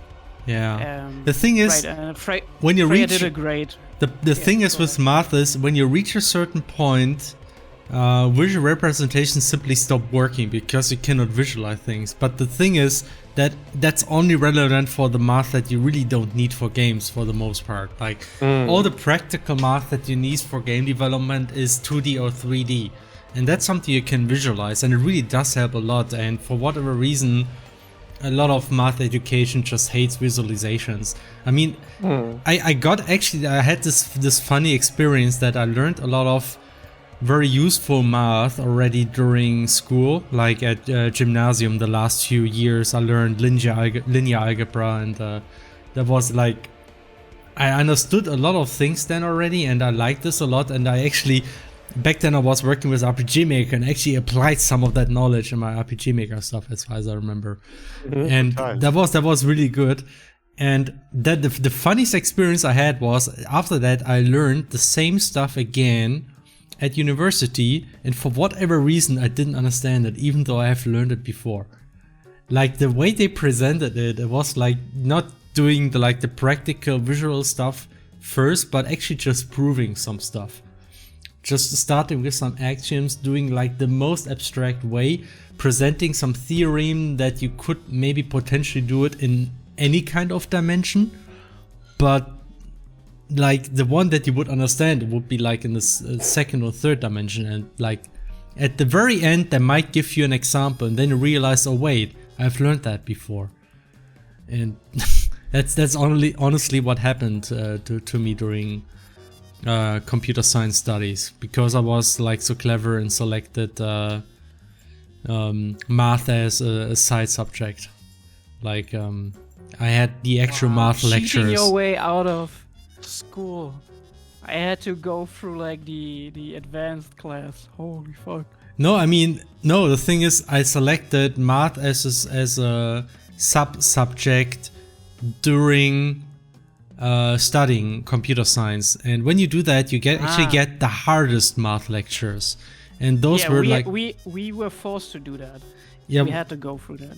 I mean, mandatory. Yeah, computer science do have mandatory math classes, and they're actually easier compared to the actual math lectures that you get if you study math.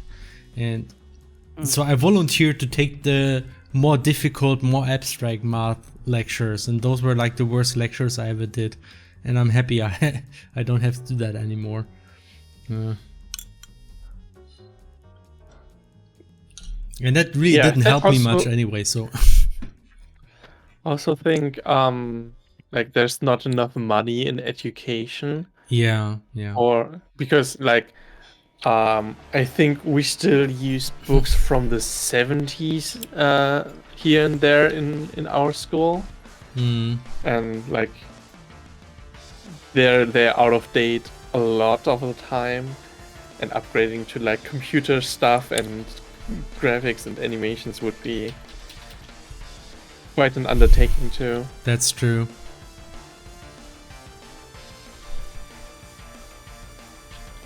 But maybe someday we'll get there. Maybe. You can hope.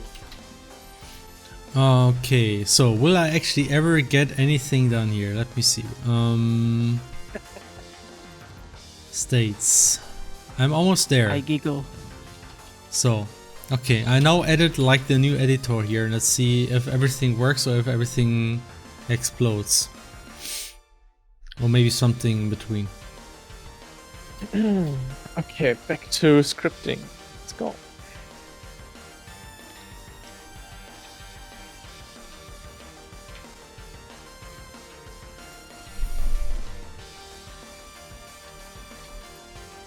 Rather, maybe I should stop coding. It crashes.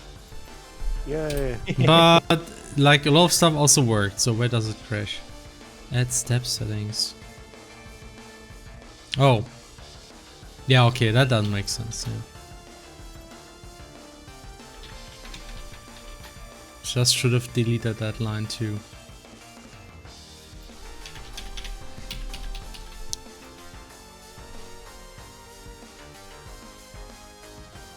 That is Sonic remix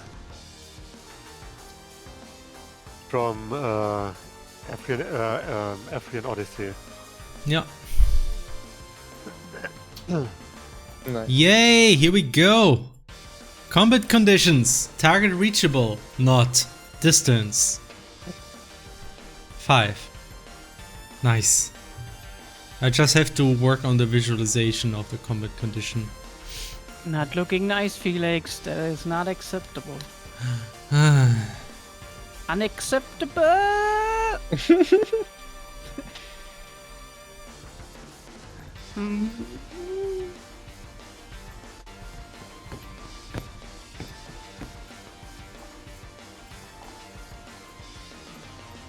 If 2 steps.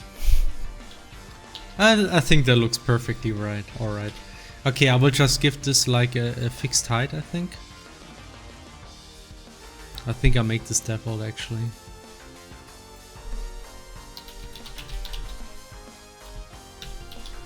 Does like toggling work for these if conditions? Yeah, right? It does actually, yeah. Nice. I made sure. You can also hide them. So that also works. You can actually now... Oh, I mean for... Yeah. Like for the choices... Yeah, I mean like minimizing. Yeah. Yeah, nice.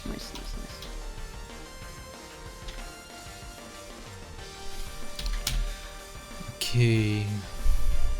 I mean the step editor really is well coded this time. So we can actually now do all kind of stuff and don't have to repeat a lot of code.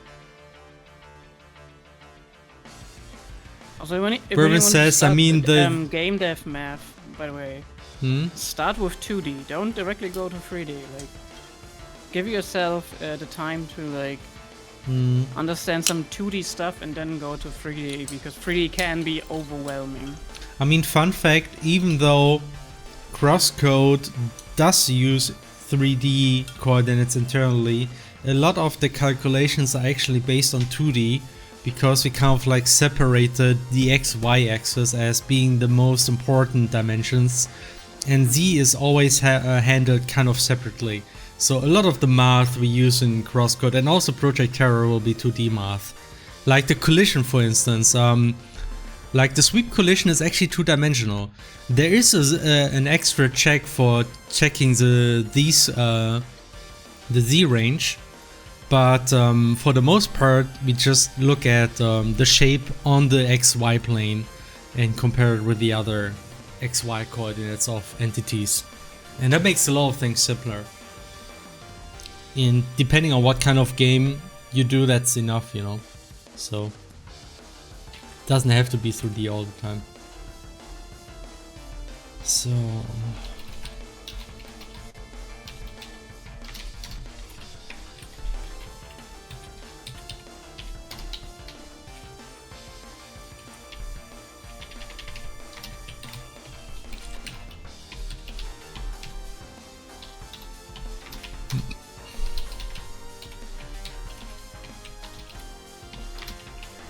Ja, nicht noch hide this.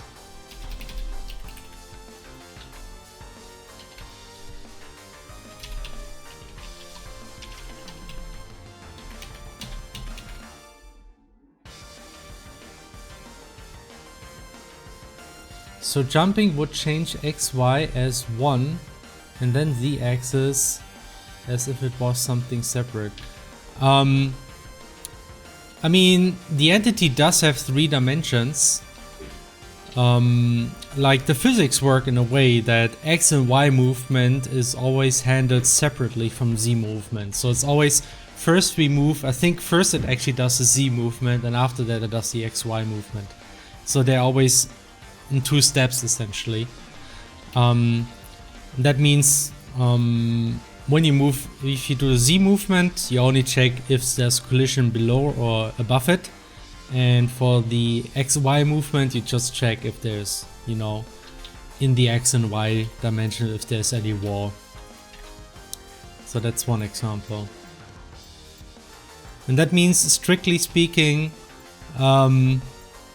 if you move forward and upwards, like along all 3 coordinates or 2, or like Z and X, or for instance, like the collision result might not be the most precise, but that's okay, because you usually don't jump that much in our games, so that's why you don't need this kind of precision.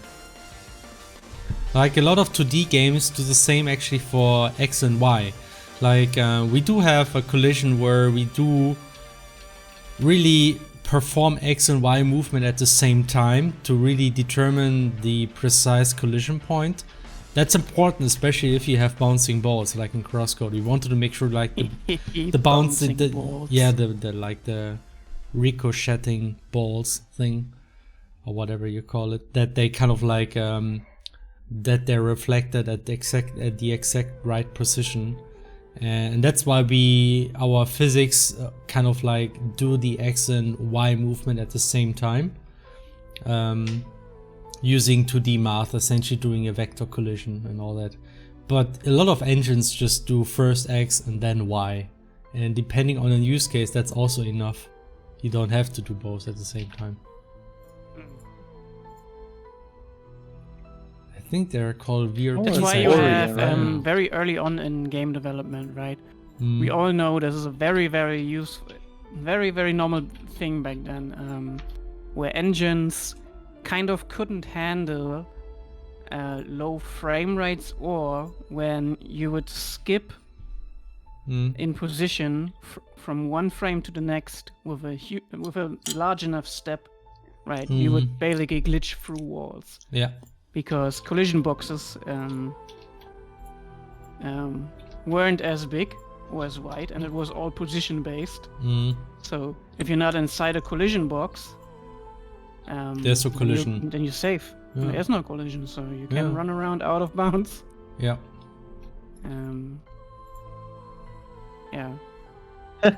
Yesterday I watched Symphonian speedrunning, or like experimenting with Unsighted, because he wants to speedrun it. And like on the second day he found a glitch to consistently get out of bounds. Okay.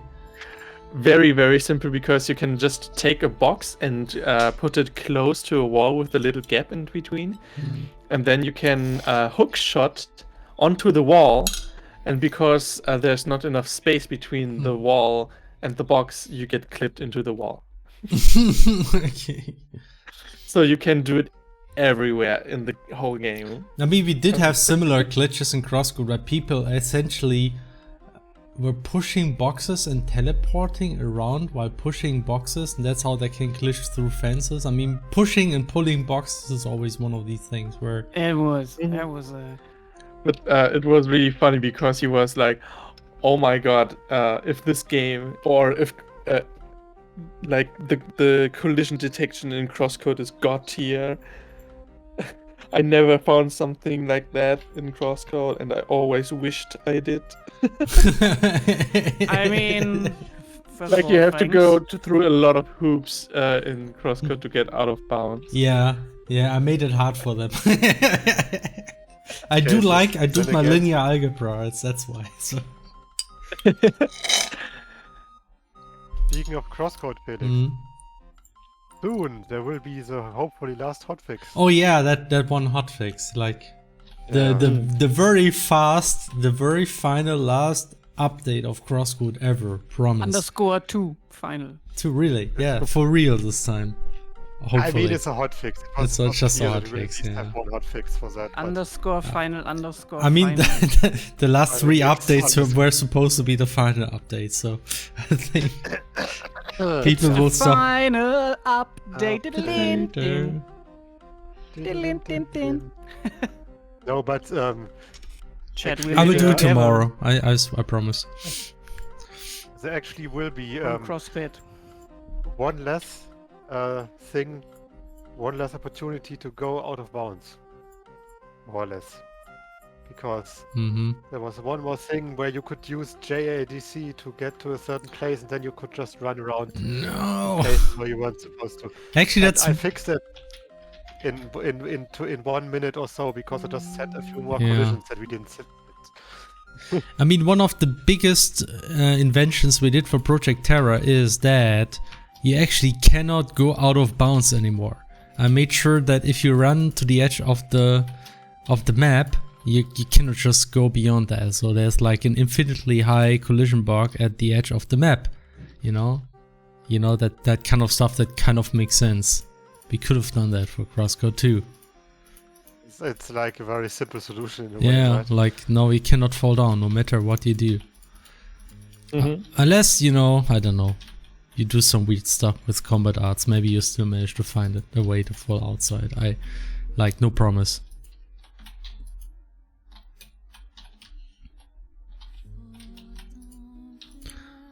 Yeah. But the climbing array makes a lot of fun. By the way, this playlist is very beautiful. A lot of Thank you. Really good music. A lot of my favorite music too. This one currently playing is from Ender Lilies. Ah, yeah, I thought Right? No, it's not. It's Oh my near, God. isn't it? It's near. The humming confused yeah, me. I thought either Nier or Ender Yeah, it's Lilies, one Nier. of the two. By the Ender way, Lilies. Flora, I want jump sounds. Then, Yes. then jumping will make more fun, and I Boing, can do it boing, more often boing, forever boing, and not boing, boing. work on anything, you know? Soon. I actually started working on footstep sounds. Yeah. Then the stream started, and I got Yeah. distracted. Ah, yeah. But they're in the works. I was thinking about implementing the footstep sounds during the stream. It's still. But now I want to do the script thingy with the noise, with the silence removing. Did you change her running animation since last stream? It seems better. I mean, last stream that I did, we had still the old Uno design, so mostly just Uno's design changed, and because of that, you have now hair motion and like the ponytails It's still- wiggling and all that. So I think what I want to do next week, when I look at it, when you like jump up a small enough height from the side in slow-mo. Like this? I have to wait to see it. Or you want to see the climbing? Yeah, the climbing from the side in slow-mo.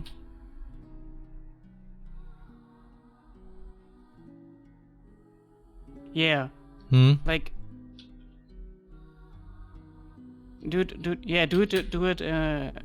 the cliff, yeah. What is it? It looked like in non-slow mo. It sometimes looks like a little bit like she is like she's moving up and then she's moving to the right. And usually that's what you want because like you have square boxes, you can't just inch into them. But I wonder if it would look better if she moved already a little bit into the direction while she's moving up. I mean, she can't because she cannot move through a wall. I mean, the way the climbing works is that essentially you have like the entity moving upwards until you're above like the collision box, and then it just slides over the collision box. And I do not want to change that because that's how you break the physics essentially. You want to avoid so that there really isn't an option for that, I think, unfortunately. We can tweak the timing of the animation to make it look better. That's more realistic. But the problem kind of is that the animation is, well, I mean, it's one animation and it's played the same way for all kind of different heights. So if you jump higher, the timing is slightly different compared to a cliff. And that's something we could tweak to make it look better. But honestly, I think it looks good enough the way it is. Like after prototype stuff, like it doesn't need to be done now. Yeah, I don't know, like even after prototype I would put this on the low priority list. Like at some point like the way I see it, for instance, I always thought that Breath of the Wild had kind of like somewhat lazy climb animations if you compare it to stuff like Assassin's Creed, but you know, it kind of worked. I mean, Assassin's Creed has a whole technology stack just for climbing. That's the thing, and that's kind of like what I would compare it with too. Like it's not super precise and everything, but you know, it is actually, I think it works well enough the way it is. But yeah, it does. Like maybe I just saw things. But maybe it was just that one barrel that was a little bit higher. But I think it's still okay. Actually, those are things that you notice when you look at them again and again and again and again. yeah. That's kind of like the But- thing. Players will probably not look at it that much, Yeah. that detailed, like especially not in slow motion like we do. You know, the funny thing is, I had really moments where I was working on the 3D animations system, and I thought, man, this looks totally like crap. I cannot. This is like the worst. I hate working on this. And then I slept, and the next day I thought, man, actually this looks impressive. You know, it's like stupid stuff like this might happen. Like if you look at stuff for too long, you kind of like get all kind of distortions in the perception. Yeah. Go to the top right of the map. The top right of the map. And then jump to the pillar left of it. And while you jump basically one tile higher there, right? You mean here? If I... Oh, you mean here, Oh, yeah, that works. Yeah. So that's something new in Terra. Yeah. Juno will now climb up a little bit. So that way we can make even more cooler puzzles. That's something more I actually want to show off. infuriating jumping puzzles, which are like even harder More to figure out. infuriating jump. This time you can't just look for, oh yeah, that's the same height. Nah, son. Honestly, like the good thing is, like if you do not make a jump perfect, like here, you can still climb up, and it's a little bit more error tolerant. So that's some. Or it's not perfect, but you know, I think it's better than crosscode. Yeah, I know you know. I also know. I also know you know. Chad, you know. Actually, is this now Juno or Juno? I think Americans still tend to say Juno. It would be Juno in English. Yeah. In English it would be Juno, yeah. Yeah, Juno. At least that's how I always imagined the name when I proposed it. Yeah. I was like, oh yeah, this is Juno. Juno. And then, yeah, in German it would be Juno. Just like Leo and Leo. Yes. We are like... Cooler. Yeah, I mean, you will most probably always get that problem. We could have called her Peter. It would be Peter. And Peter. Peter. Peter's definitely a name we never use in our entirely Never used development in ever. Terra development at all Heinz. as a stand-in name for a character. So Not which at all. is the official pronunciation? Uno. Yes. It's Juno in English. It's Uno. It's Uno. Have Uno. Male version. Bruno. Uno. No, it's Uwe. Juno. That reminds me Bruno. of, speaking of Uwe, that reminds me of Sure. how the name Uwe often gets said in English when people are talking about Uwe Boll. And then they usually say it as Uwe Boll, like Uwe. As if it's like some I don't know. Oh, that Some sounds kind of French- cute, to be honest. Yeah. Uwe boy. Uwe Boll. Bro, this is Guno. Guno or Uwe Boll. Juno? Like GIF. I don't know. Jif and Yif, it's actually Yif, Felix. Don't forget. Your mom is actually Yif. It's you. No, I mean, you. it comes from the word graphics, right? So it's GIF. GIF. Yeah, but didn't the Graphics. creator of GIF actually say it's called GIF? At one point, GIF. officially? Not GIF. I mean, he GIF. probably just trolled you. GIF. GIF. I mean, that's what the furries want you to believe. Yeah, I know, right? That's what Guys. the government wants you to believe. But people, it's past 10, so we can say, oh, there was politics in Germany. There was What? politics. Nah, that Yes. never happened. Our current government is basically a traffic light now. Yay, hopefully, I guess. Oh, was it decided? I didn't. I don't pay think attention. so. I no. know, but it's very They are long. talking, and they will keep talking for the next few weeks, I think. And then they will at some point say, yeah. The traffic lights most likely because everything else would The make- free market has decided. Yeah. That's kind of funny, like in Germany it's not like you get like one party ruling, you have always a mix of parties, like usually. Well, Except in Bavaria. Except in Bavaria. And I think even they have to. And they kind of like, they always kind of like, each party has a color, and they kind of like name like the coalitions, or how you call it, that will end up ruling Germany, always with a certain, you know, color words. Like we got the Ample Streetlight Coalition, because red, blue, green, you know. No, red, green, yet red, yellow, green. Yet, yes, yet, red, yellow, in green. Germany, we also have like parties, but to rule, you have to like have the majority, right? So that's why multiple parties come together. Just as they form a coalition, and then the added seats of those parties have to be at least half of it. In Bavaria, it's basically. It's a special case because there's a conservative party in Bavaria tends to dominate strong enough that they can form a single party coalition, basically. They kind of they put the word social in the name, so everybody believes they don't need like the social party, because, you know, the conservative party calls them a social, so you gotta elect them no matter what. So there's only one party essentially. Yeah, I mean the CSU is about as socialist as the other socialist thing we once had in Germany, apparently. So, yeah, no. Yeah. But, yeah, I always thought it's funny that, like, the other potential coalition is, like, the Jamaica coalition, because it's black, yellow, green. For whatever reason, they cannot think of any other word for that. Yeah. There's also the,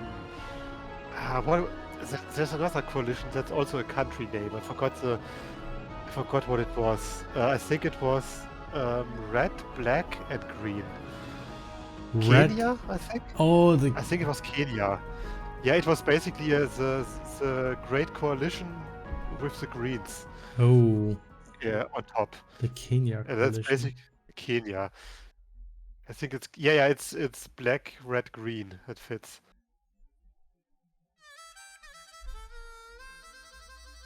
I mean, I'm actually quite happy about the political system we have in Germany. I think it's less extreme, but I think that makes. I mean, politics is less exciting, but probably more balanced. I think. I don't know. Right. It's like, yeah. And the thing is, your vote isn't as likely to just be wasted as in the US when you vote for. Like when you vote third party in the US, it's basically like, yeah, I'm doing that for some moral gesture, and not because I want to actually make it count. So. So what do I do We're now? talking Actually, politics. no. And no one is screaming. This is wrong. Also, I want to talk about the best and favorite thing of everyone recently. NFTs. Oh, let me know more about NFTs. I actually just noticed it's. No, but Stefan, I need to say something, and I think you can also have a bit of nostalgia for it.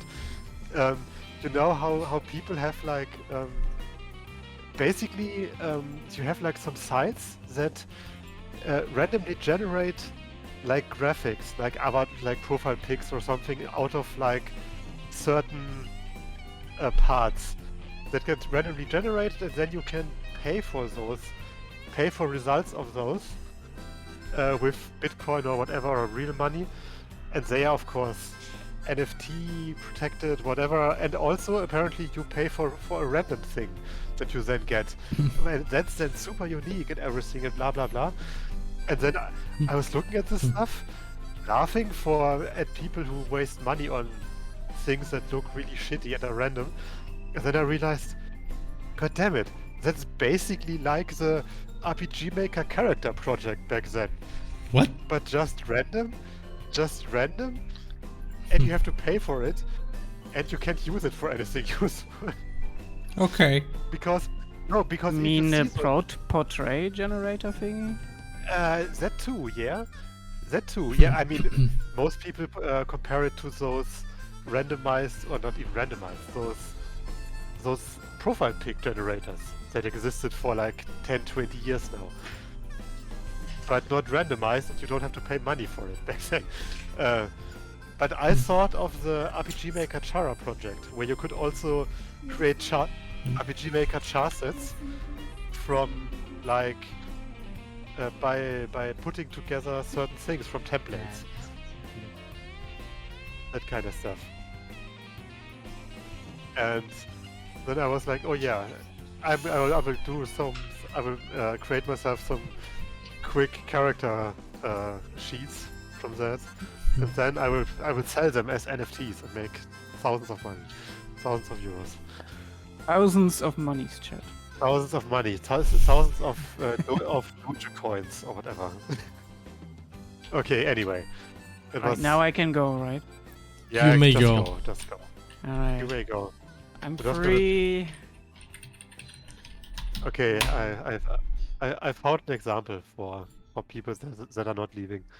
Posted in Discord. Okay. Whoa. Well, what is this? That's basically randomly generated profile pics from some cheap ass stuff with that just combined like different variables and things that are all unique, of course, and you can like buy those for a few $1,000s or whatever, and then they are yours. And then you can say, "Hey, I have an NFT for this, Nice. for this randomly generated ugly pixel thing. It's Right. mine. It's mine." You wouldn't right-click You wouldn't right-click an NFT. an NFT.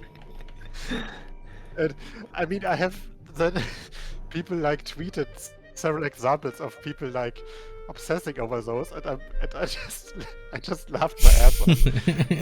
It's always so ugly. It's so stupid, and they pay so much money for this. Mopsy Mauser asked, which game engine do you use for ProjectTerra? We actually have a custom game engine based on HTML5 and TypeScript. Essentially, it's written in TypeScript. So yeah, it's a custom engine.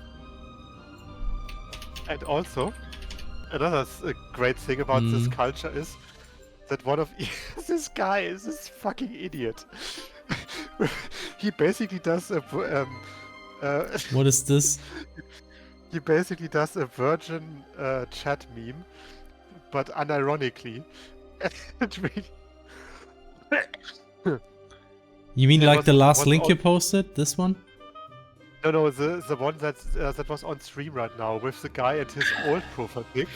That basically was like him, and then his new NFT profile thing that he paid thousands of dollars for. Okay. No, I really like how in those communities one of the big like compliments you give each other is, "Oh, that's such a cool NFT portrait. It looks so rare." Ah, it looks rare. I mean, It's rare because there's only the one, explanation is- right? Yes, they are all unique, but the explanation of the word rare is certain aspects and certain design parts are rarer than others. So when people have like a fez or like a certain hat, then that's very rare because those hats are like very rare in those randomized thingies. It's basically like gacha. You're basically playing gacha with NFT, but it's like 100 times more expensive and even less useful. Okay. Oh man. You see, I got into some talks about that on Discord like before the stream, and I laughed like many minutes about it, and it always started anew when someone posted another tweet. It's like, it's so funny. Yeah, the beauty of an NFT is they don't even own the image itself. Yeah, it's like, oh man, I can't. I mean, it would be so harmless and funny if it weren't so environmentally destructive. What are 3 letters for enemy? That's true. If it wasn't for the environment, it would be hilarious. Yeah, the poor environment. Jeez. And it's also always super sad when you see like an artist that is really Enemy. good that you actually A&M. like. Yeah, that works. Being like, oh yeah, here I'm selling NFT now. I'm like, oh no, not you too.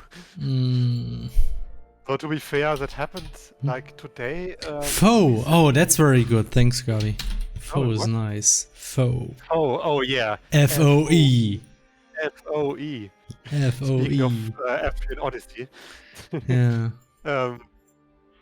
No, I mean today I found out that a Japanese fan artist, or rather generally artist who makes like super good VTuber fan art, also started to offer NFT stuff, I guess. But I am a bit more lenient on that because I mean in Japan it's apparently not as well known so far that NFT are shit. So I guess, yeah, I mean. Always sad, but it was also so funny because the same dude who posted like this whole this is so unique also made like where was it? Let's see if I can find him.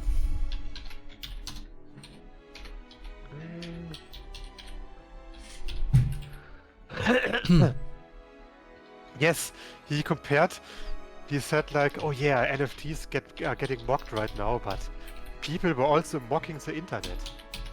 And see where that went. Oh, there was like this is one tweet. People who complain about MFTs and they like never used an MFT and never did this with NFTs, never did that with NFTs. Like people like people. There was like somebody who complains about shit. Never actually ate shit, never cooked anything with shit or stuff like this.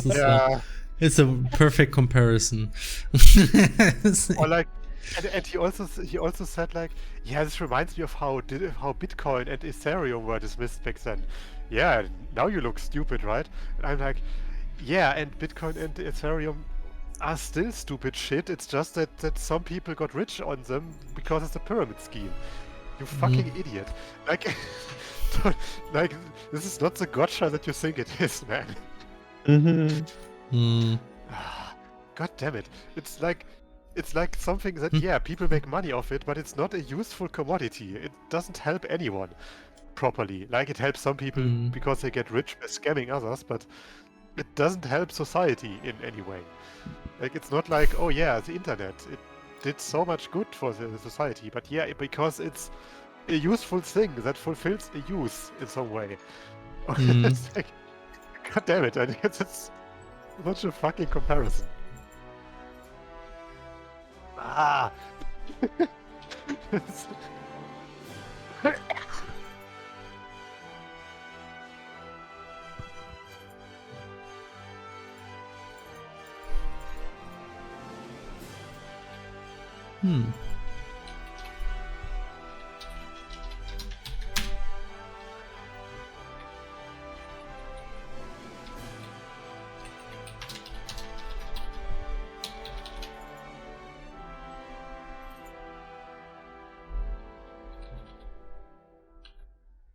Yeah, the thing is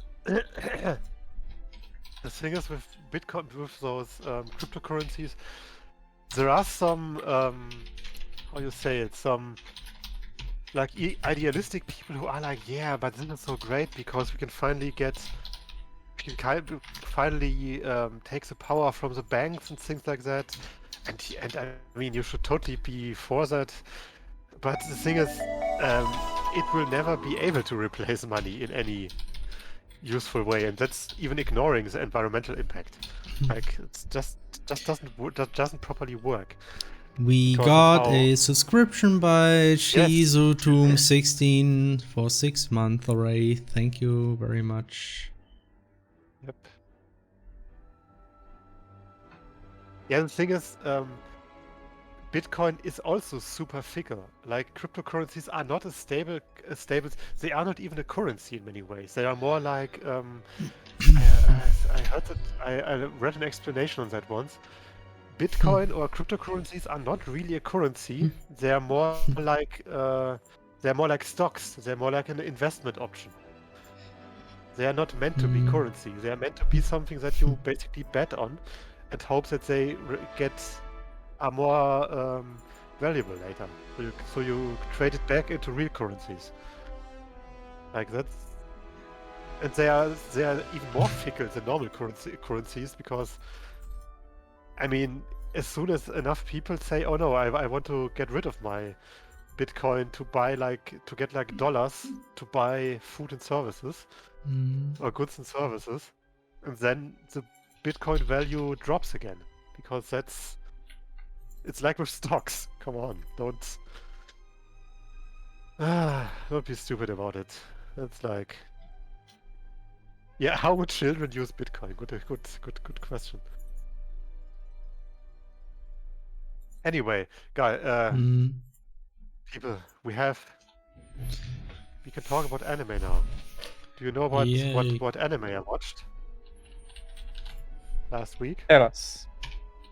What? Tell us. The what? I want you to tell us. Tell us. I thought there was an anime that was called Tell Us. What is Tell Us? Sorry, I was having like a brain fart. Yes, I watched the Star Wars Animu short compilation. Oh, is it out already? It's out since last week or so. I missed that. Yeah, it's on Disney Plus, for example. And it's good. It's rather, I mean, it's very different each episode, obviously. But overall, I really liked it. Like, there were a few who were more experimental. There were a few who were very clearly just some very isolated small story, and there were a few where I was like, man, this is totally trying to be a pilot episode for a real series or something, or a longer movie series. And some are really good,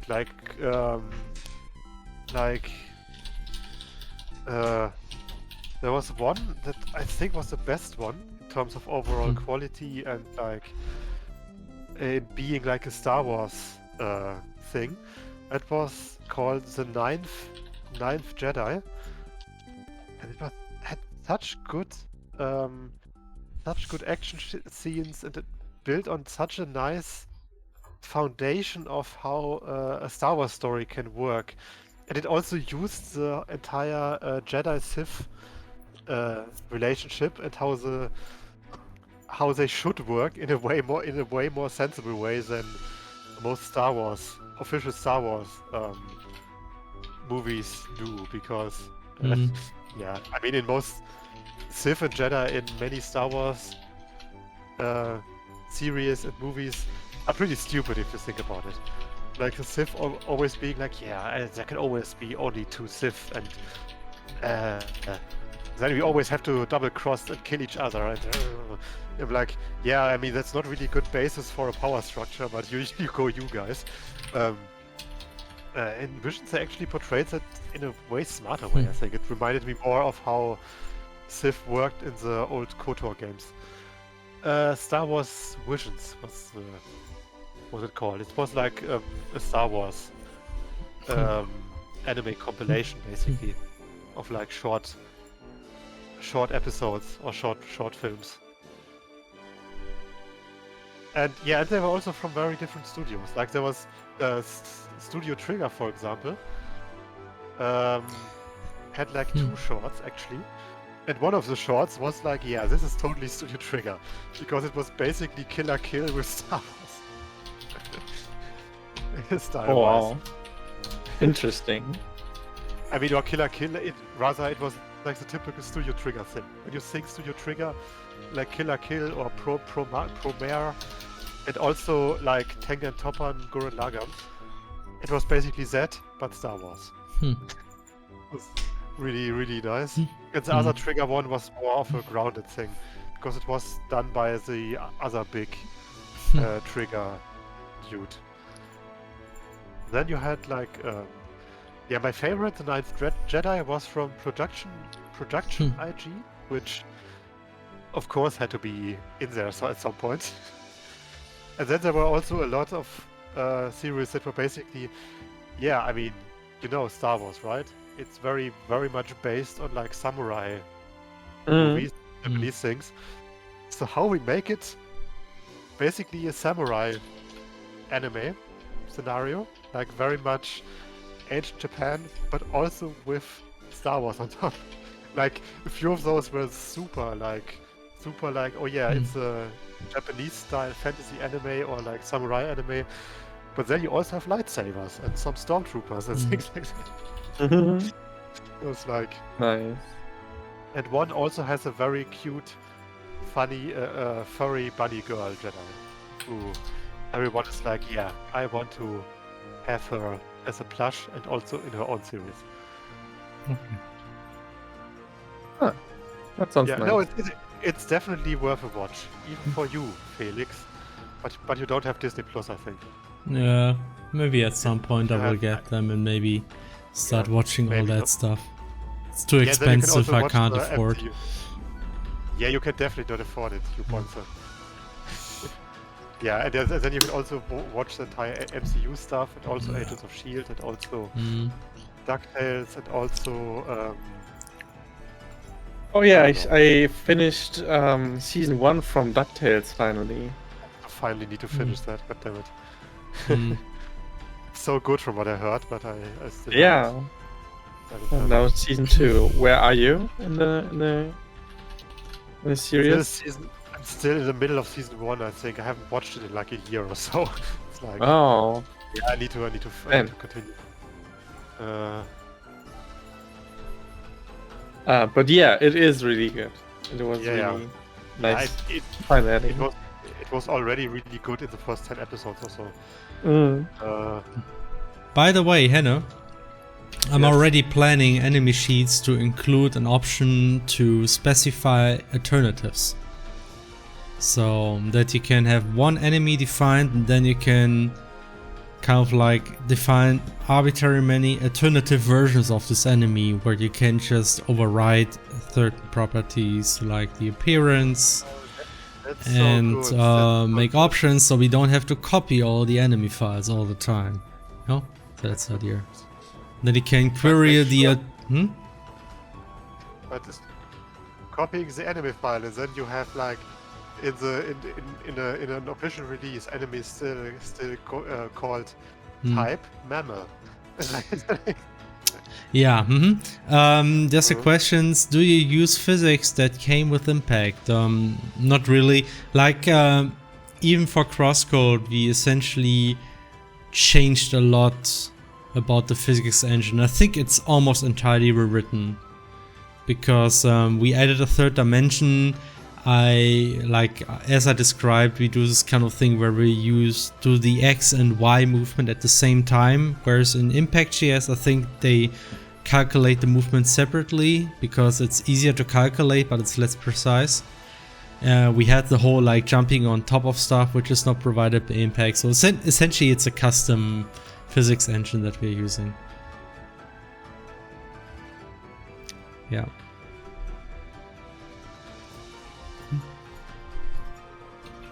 Why is FL Studio crashing when I'm running my script? That sucks because I don't even get an error. And I think it's because I'm in a for loop for too long. But I'm looking at another script and it does the same thing. I don't know. Oh, by the way, before I forget,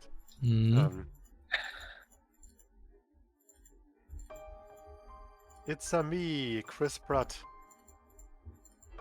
Oh. What? Oh, this one, yeah. I really don't understand why they chose him. Not in for so many reasons. Yeah. I mean, Not even for his voice or acting or something. I just yeah, it's more because he has done some not so nice things. I mean, he is a good comedic actor, but even then, I think that he's not suitable for Mario. It's such a Yeah. weird thing. like even ignoring him as a person and some of his stances and whatever, I still don't think that he's a suitable actor for Mario. What He's so cool, dances? yeah, he's so cool. Ah, man. Okay. It was very funny. Funny, you guys. So the But at least we got Seth Rogen as Donkey Kong. Ah, yes. Who else? I don't know, anyone else. Yeah. I don't know. I don't know. I mean, for almost all the choices, I'm like, yeah, okay. Okay. Yeah. I guess. I guess. So I mean, people were laughing about Didn't- like They didn't even take an Italian or Yeah, I mean, they we could've got easily- a subscription from Bad Anime Taste Man saying, "Take my prime, Charlie. Day best Luigi. Charlie bad people are day. really Charlie into- day best Luigi. Fight me." Okay. I mean, people are really vibing with Charlie Day as Luigi. I mean, that doesn't seem to be a big problem. It's more like Chris Pratt. I mean, that's the biggest thing. I mean, the thing is, like, people were also like having a big old laugh when they announced like Idris Elba for Knuckles, but that was more in a positive thing. Like, oh man, Idris Elba, that's so cool. I mean, that's really, he's so cool. He's Knuckles. That's awesome. Like, it's like amazing. But yeah, I think that's what they were hoping to happen here too. But it's not really the same. I don't know, man. I don't know. I mean, I don't really care much for that movie anyway. But I mean, goddammit, it's a Mario movie. Come on, what are you doing? Yeah. But at least to as an offset, like to make up for that, it was like announced that Rune Factory will allow the gay. All right. The new Rune Factory game. Yeah, you can have like same-sex marriage apparently. But apparently that's exclusive for the Western release, because if they did that for Japan, they would need to raise the age limit. Apparently, at least that's what I heard. I was like, Oh okay. boy. Okay. really, okay. Yeah.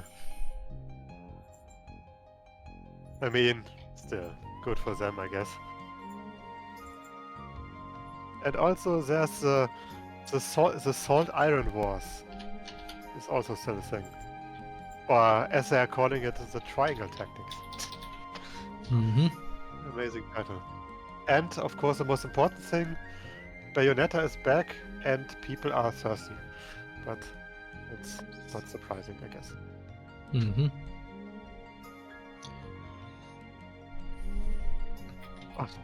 Also, Felix, speaking of the Super Mario,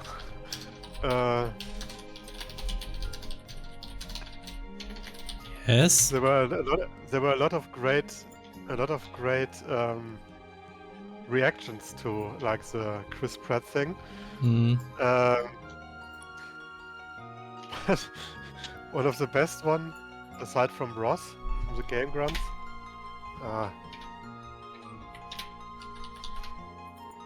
came from. I'm very sorry, Felix. One of the best reactions came from a VTuber. Of course, you would say that. No, I just need to watch like a few seconds from the timestamp. Or rather, wait a second, I'm just gonna make it timestamp 7 or something. It's just so good. You have to watch this, I guess. Yeah, just a few seconds. You will see what I mean. You can basically stop after. Oh wow, her face. He's so cool. Mario will be So talking good. a lot in the movie. He's so Look cool. forward to Mario as performed by the very talented Chris How the face changes instantly. Next, Prince Just so Peach will be good. played in Wait, every I thought this was an episode. animated I movie. can't wait to see a very spirited Is this Princess not an Peach. animated movie? Mario's little brother, Luigi, The by disappointment. Charlie This is an Day. animated movie, right?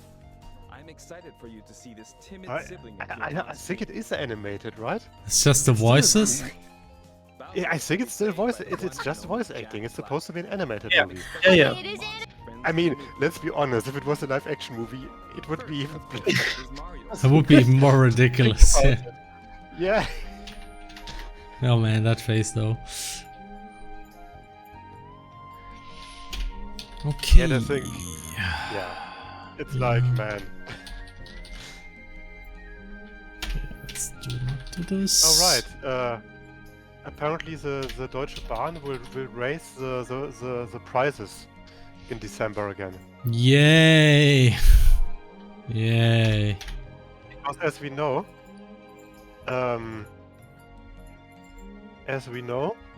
Hmm.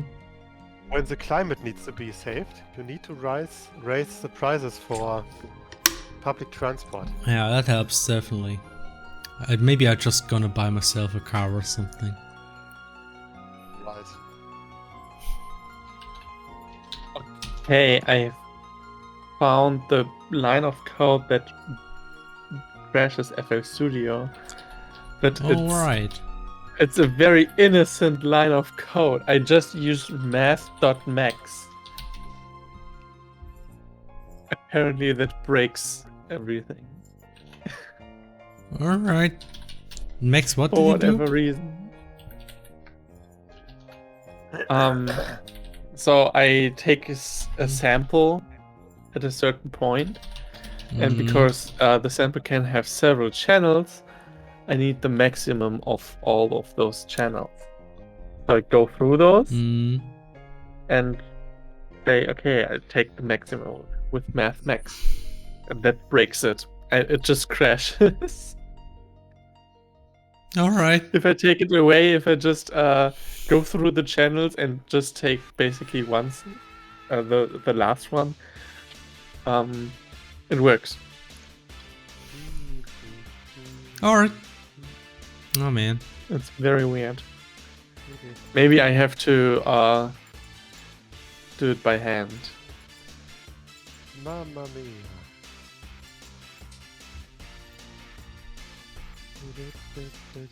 I just wonder if I can actually now select an enemy resource. Anime.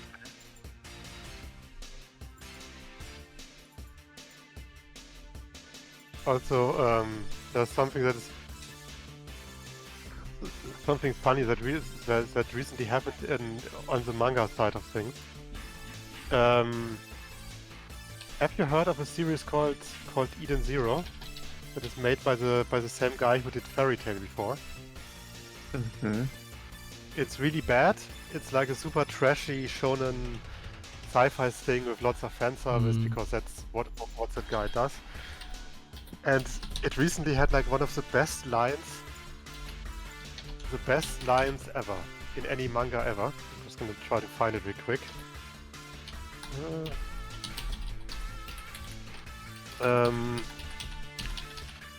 Where is it? Where is it? I actually need to go to the restroom. That happens sometimes. But So Felix, do I have to before still you- watch? Okay. No, it's just read that page and especially the bottom right. But read that last. Or not Okay. last, but Is it left, right upper order. left to upper it's from right to left. right to left? Upper right to lower left. Yeah. Okay. I think. What?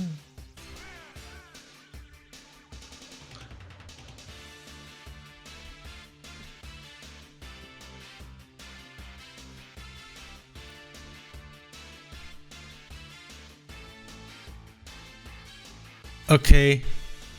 On top of that, he inserted Yeah. a bomb in my rectum. Okay.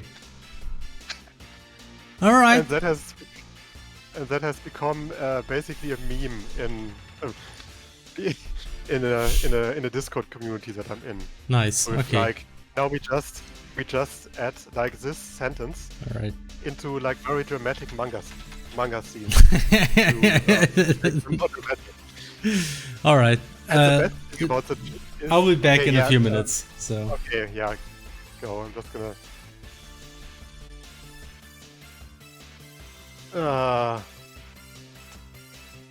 What is the context here? That is the context. What do you mean? Yeah, it's basically the author is very famous / infamous for like fan service and constantly using the female characters to get like into sexy predicaments and having like female character torture and sexual abuse for like drama, quote unquote drama. And yeah, and that was like one of the amazing examples of that. It's very good. It's very good, quote unquote. And the best part is, if you look at this tweet and look into the replies, you will see that apparently a lot of fans of that author and series apparently did a search of that, and then they tried to like gang up on the person who did the tweet and being like, "This is so disrespectful of you. The author is trying to talk about serious examples of abuse here and about Stockholm syndrome in this chapter. Oh look, it's a fish on the webcam. Yes, serious display of how abuse works and Stockholm syndrome. On top of that, he inserted a bomb in my rectum." And then there was like amazing tweet replies like, "Oh, they are beating you up in the quote replies, you weirdo," and things like that. And I was like, yeah. And he had like a really, really fun time. Like, unironically, he was laughing his ass off at the replies. Because like, it seemed somewhat hard to believe that people are like, "Oh yeah, bomb in my rectum, serious storytelling about abuse and things. Really nice." Oh, wow. Hey, my niece said I looked like a Catholic because my clothes were too sexy. I wish I knew more about how her mind works. For the record, I was thinking, huh. That's like an interesting thing. Please don't say, "Why is anime like this?" Not all anime is like this. I mean, this author is like infamous even within anime for doing this kind of shit.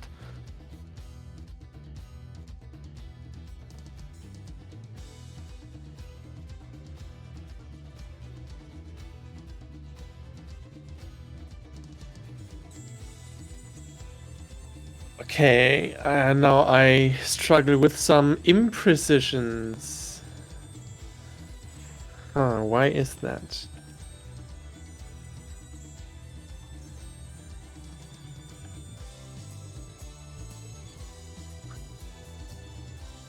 Huh.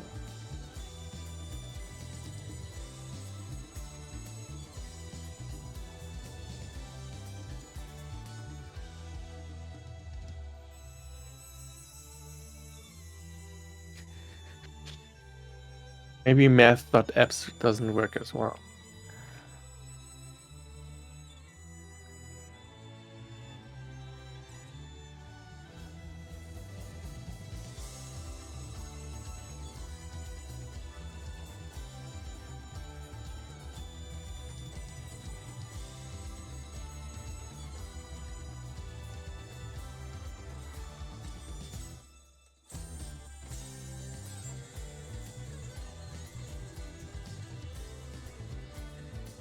Okay, yeah. I think I just can't use the math library, even though I use JavaScript. Why not?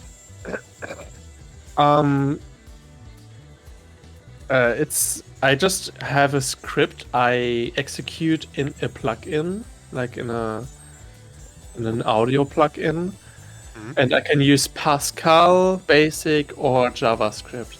And I think it's just very, very bare bones. So it doesn't have the math library integrated. Yeah, yeah, I think so. It doesn't throw me an error, and it even executed the code when I used math.apps, but I think it just didn't do anything. Because the samples can go from -1 to +1, and because I just want the amplitude at a certain point, I take the absolute of it. But that didn't work for some reason. And that was my guess, that the math library just doesn't work. I mean, Bin wieder da. if it's I'm that back. basic, if Sorry. it's that, yeah. Okay. I posted a few examples of the memes that we did. I don't want to post the entire gallery because it has some spoilers. But I really like the Kaguya one. It's like really Okay, well let me done with the check. title.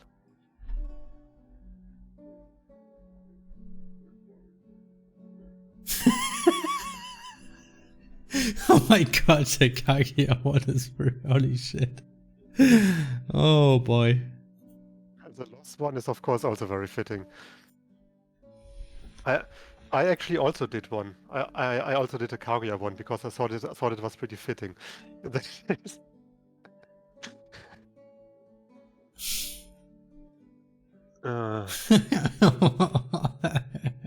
Shit.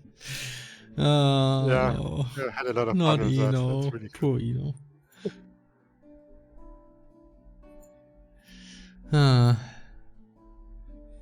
Probably should show that on the stream so everybody can see, Show them on stream so people can. enjoy like the quality content.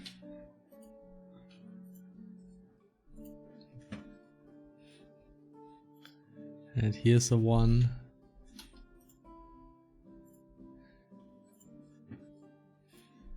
And here's the one.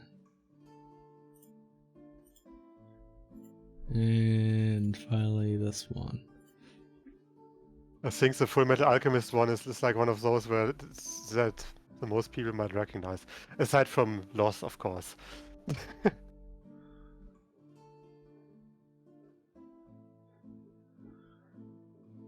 There's always time for Lost. Ach yeah. Here we go. Yep, they're pretty Inserted a bad. bomb in my rectum. Part 2.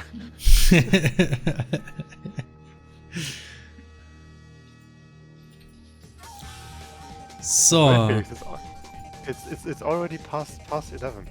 yeah, we can. I think I will try one more thing, and then I think we call it a day. At some point, I should probably try to do a stream drawing again. I've been doing this for so long. Yeah, when there's more you know to do. Hmm. Okay. Oh, by the way, it was Corone's birthday recently, Felix. Is that a remix? What? Might be. That music? I don't know. That's not a Sounds a remix. little bit different. I'm not sure. I think that's from the Ragnarok offline game. I think so too. Yeah. And those were all remixes from. Oh wait, Ragnarok that's Online. yeah. Yep, it's Ragnarok Battle offline. Yeah.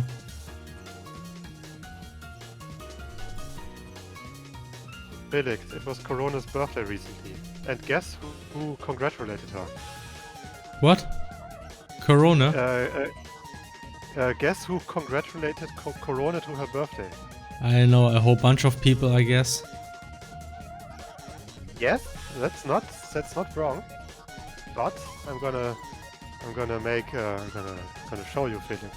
You will be baffled. Probably some Baffled person and- that I respect and I'll have to stop respecting. No, I don't think you will respect them that much. You underestimate you my do. hatred towards VTubers now. Look, Felix, it's Sonic the Hedgehog. Okay. No respect lost, that was already there, I guess. Okay. I also lost. I gained respect. For him, but only a bit. Alright. Because she was invited to play to a recent stream with Sonic the Hedgehog. Ah, nice. That's like the thing. Okay, the script is working. I found the error while you were away. The mistake, or my mistake, was I can't use the math library. Ah. I see. And that's why it crashed when I used math.max, and math.apps actually just didn't do anything. So I had some errors with that as well. It didn't crash, it didn't throw an error, it just didn't do anything. It was ignored basically. And we got another subscription by Bakafishy. Hello. They have subscribed for 20 months. I'm in the middle of a trip this weekend, but you know what? Maybe as well stop by the stream for a bit. Thank you for stopping by. So you know what? You know what? May as well stop by the stream for a bit. Yeah. You know what? You know. Okay, so let me see if that works. I just wanna see if the actual enemy type selection works, because what I want to do is that you can actually select an enemy without selecting a subtype, and that's something we didn't have so far.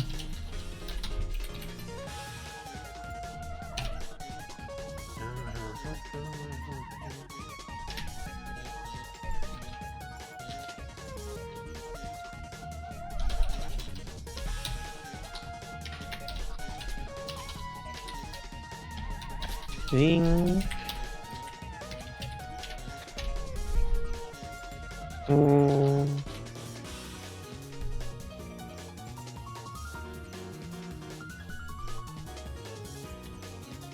Just don't do anything. Okay.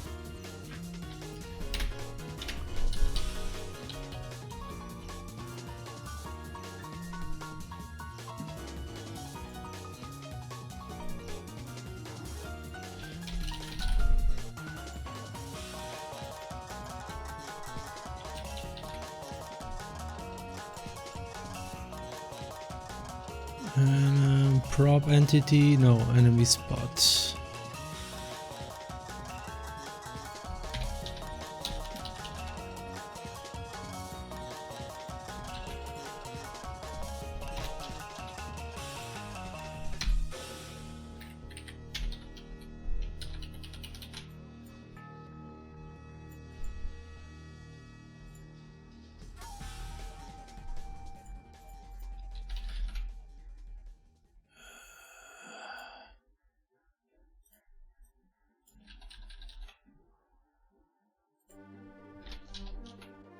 Music was from the old fan game Ragnarok Battle Offline, which was basically some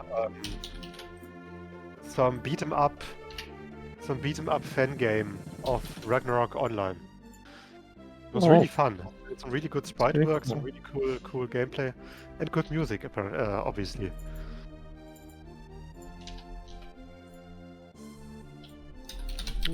By the way, I made a separate feature for enemies, which is independent of combat, because I thought enemies have a lot of stuff on their own, so...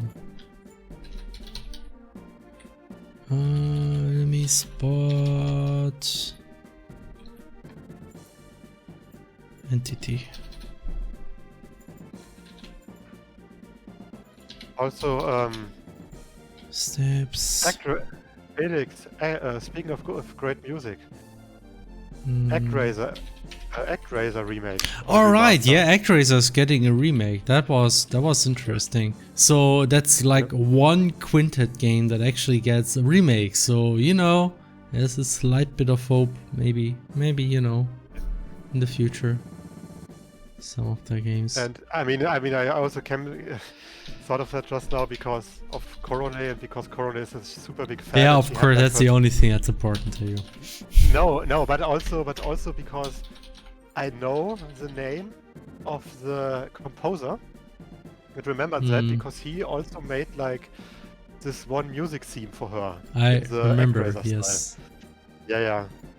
And she was, of course, super hyped for that. It was like, oh man, that's amazing. It's already out. It was basically out like a day after or something, or the same day. So she already streamed it. So I was like, oh yeah, I guess they will do that. And then I was like, oh shit, it's already out. Nice. I mean, I'm not sure how good it is because, I mean, ActRaiser was a super cool game, but let's be honest, it had some really clunky platforming in many ways. So I'm not sure how much they improved on that. But yeah.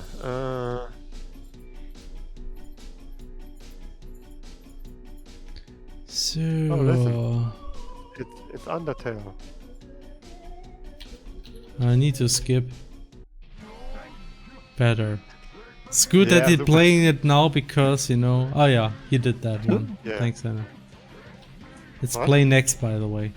I think. Yeah, I know. Or it's But play play top. top also works. Oh, Play okay. top also works. Otherwise, it wouldn't have played now. That's true. I don't Eno forget and it. no such file dictionary. Okay, interesting.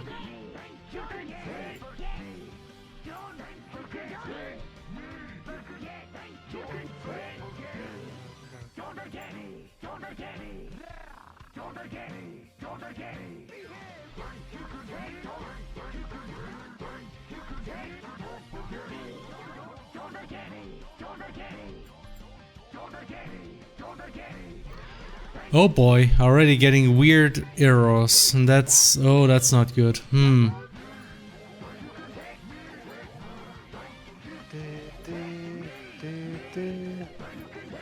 That's not good. Why does this happen? That's good. Oh shit. done? No, I'm not done at all.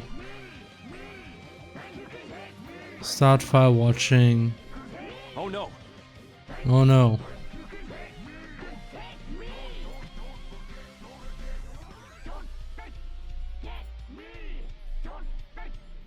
Oh. Apparently, one of the HoloLive VTubers also made a guest appearance at the Tokyo Game Show. That's nice.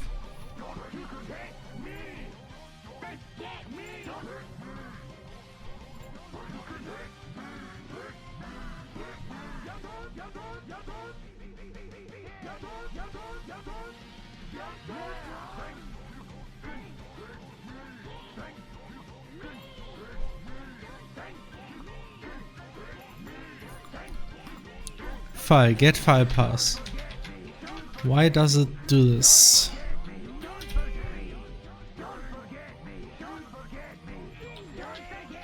I always wonder whenever they put like VTuber personalities on like panels with real people, and there's like older people, older quote unquote, older game developers stuff on there. If they're like totally vibing with it, which is not unusual because I mean they're game developers, and also there's a lot of older people who started simping for VTubers in Japan. But also I'm sometimes like, I wonder if that's a bit awkward for those 40 plus or something people. 40, 50 plus people. It's always like...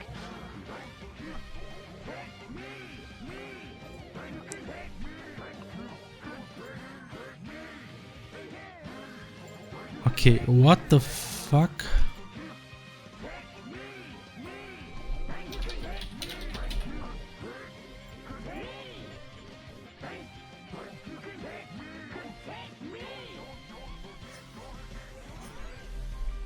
Oh, I have an idea. I have an idea. The ActRaiser remake? What? Yeah, okay, that makes sense. Obviously, obviously. Okay.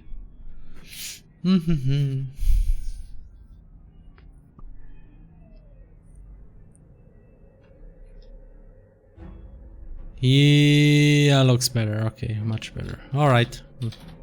Got things back to run. Let's see what happens if I try to select an enemy. Anime? Enemy.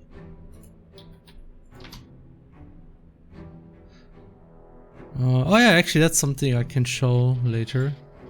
Oh, enemy spot. Can I select enemy? Yes, I can. But I cannot actually select the subtype. Okay, that's an error. Yeah, something's crashing. Oh, okay, like these.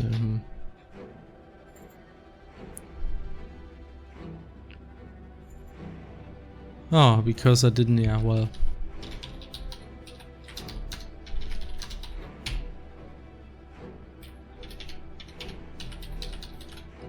Maybe that's why.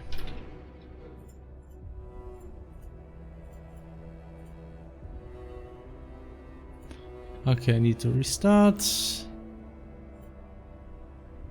Close.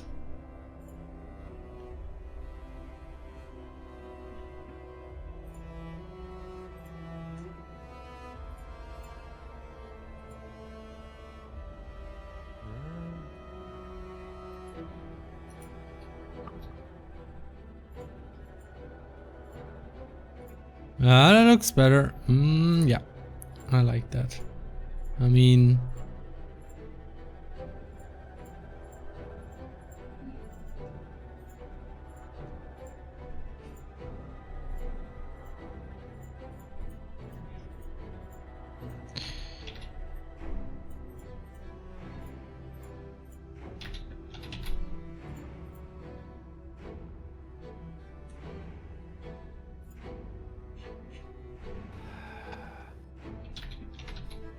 so what does it actually store there?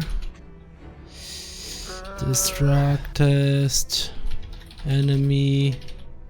Oh yeah, that looks perfect. Nice. So what if I actually add in enemy sheet type any? Oh.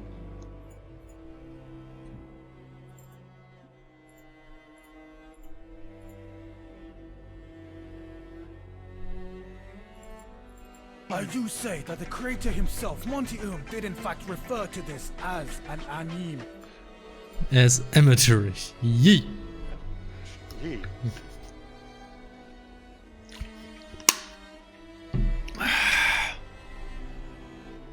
Oh, by the way, I already sent you the video, but Gigak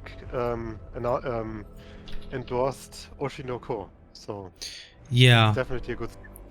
So it must be good. Have you seen the video? No, I didn't. Sorry. Yeah. It's only it's only 10 minutes long though. I mean, I can totally understand not watching his videos because, man, they get long at times. But that one's only like 10 minutes long if you ignore the if you ignore the advertisement for some for some mobile game that's called Girl Cafe Gun. I was like, wait, that's the title? Mm-hmm. Girl Cafe Gun. Amazing. So. Here we go. Some heroic music for the final push. Yeah, I'm almost there.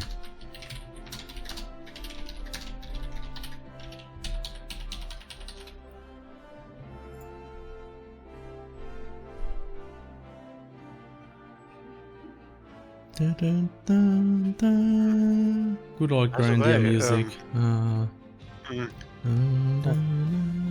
They recently nice. announced that they recently announced that they will release an Nendoroid of Amogus. Oh no. Okay. So, okay, like one last thing I can show actually is something I did in between but I didn't show. Yuna can hit things! Oh my gosh, she can hit trees! It has effects! Yeah.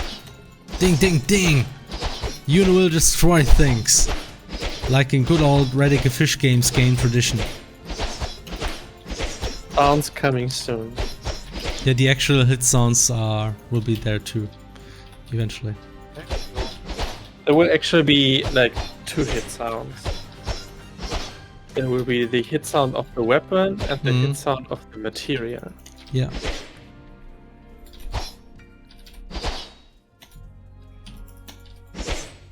Whoop. Here we go.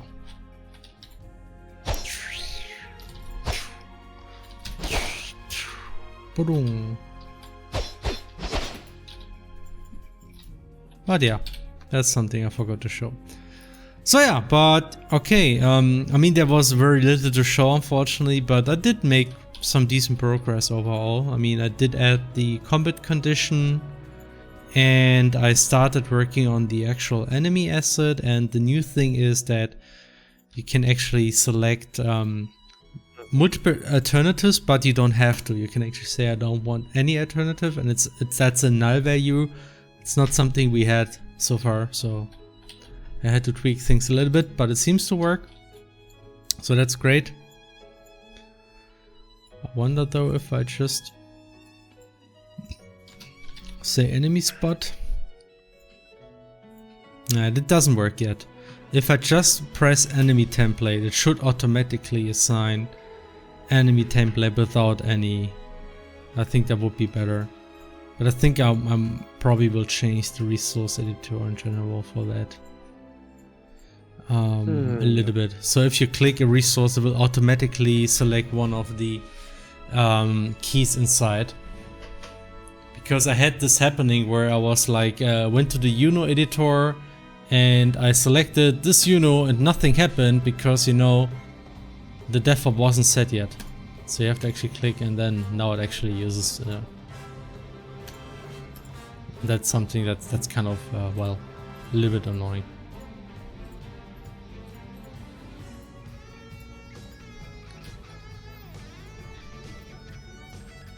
Okay, but yeah, this essentially concludes our game stream, I would say. So that was another session of boring Terra coding, but you know, that's we are working on a game, including so haha. Yeah, man, this is a curse. Oh shit. But yeah, so yeah, I think in one of the next streams, probably more interesting stuff will be seen. I don't think there's much else to talk about, but yeah. We don't have much more time to actually get this prototype to finish, so we actually have to hurry up this and the next month to wrap up things, kinda, to get some kind of prototype working. So that means probably more interesting stuff we will be able to show more interesting stuff in the next few weeks, I think. And yeah, that's it pretty much. Thanks everyone for the applause, I guess. So yeah, any final questions in the chat that I may have missed?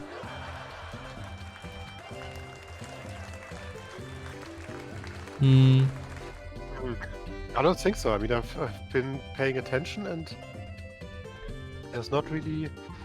Should we stream? Should we raid people? I mean, that's something I want to make a habit, that we don't just enter stream but raid somebody. But is anything interesting happening right now? The RPG fandom, fan.com, is playing Tales of Arise.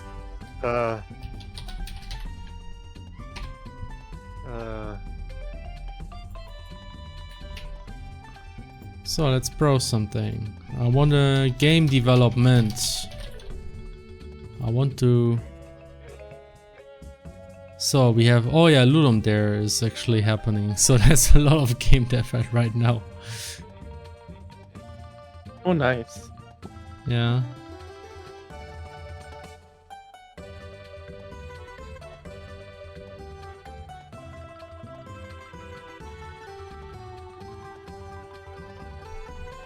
Why do I get such dumb values?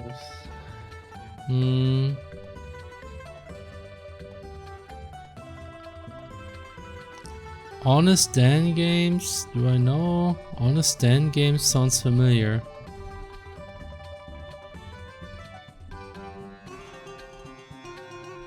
Oh hi Ryore. Yeah, sorry. We are just wrapping up, I'm sorry. JRPG like game devs, you know, we also made a JRPG, so let's just rate this one. Though that's Russian though. Huh. Yeah. Let's choose one that's English, I guess.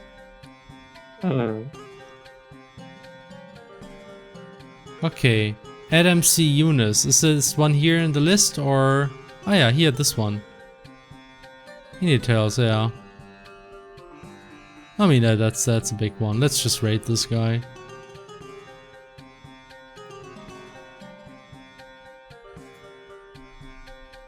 Yeah. Nice pixel art stream. I'm just gonna rate them. Should we do a message? Is it actually normal to always have a message ready, or can we just say, nah, we don't need the message? Because I'm a little bit, I'm a little lazy. You don't need one, of course. Yeah. It's just a fun thing to do. Yeah.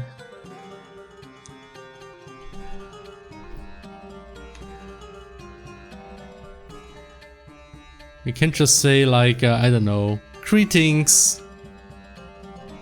Greetings from the radical fishers or whatever. I don't know. That's very generic though. Or we just say hi. Just say hi. Yeah, hi exclamation mark. That's good. So and if you want, you can use your Leah that's emote not how you too. write the rate command. Okay. If you have a Leah emote, you can use that as well. Yeah, use the Leah emote and say hi.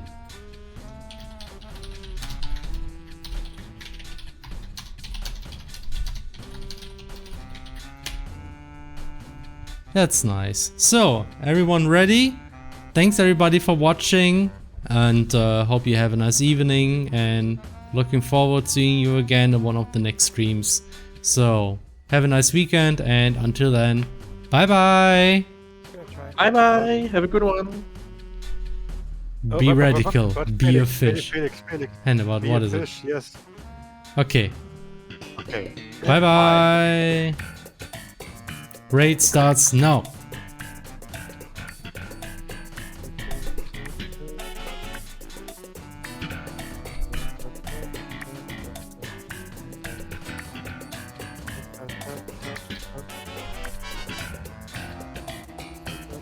Oh, Ludum Dare, right. Radical Fish Games. Welcome, welcome.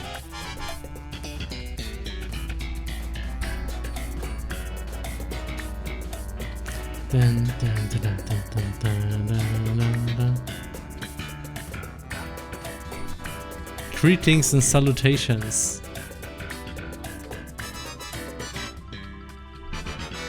Yeah, definitely better, bigger. I honestly could go another, like... I don't know, I feel like we could go even bigger than this. I had the stream muted. Did he say something? I said hi. Yeah, hi. Hi. Yeah. Hi. Seems to be like a streamer of less words. But that's fine. Like that, wieder eine Classic Simpsons Joke. Ich bin ein Mann weniger Worte. Yeah, yeah. Noch Fragen?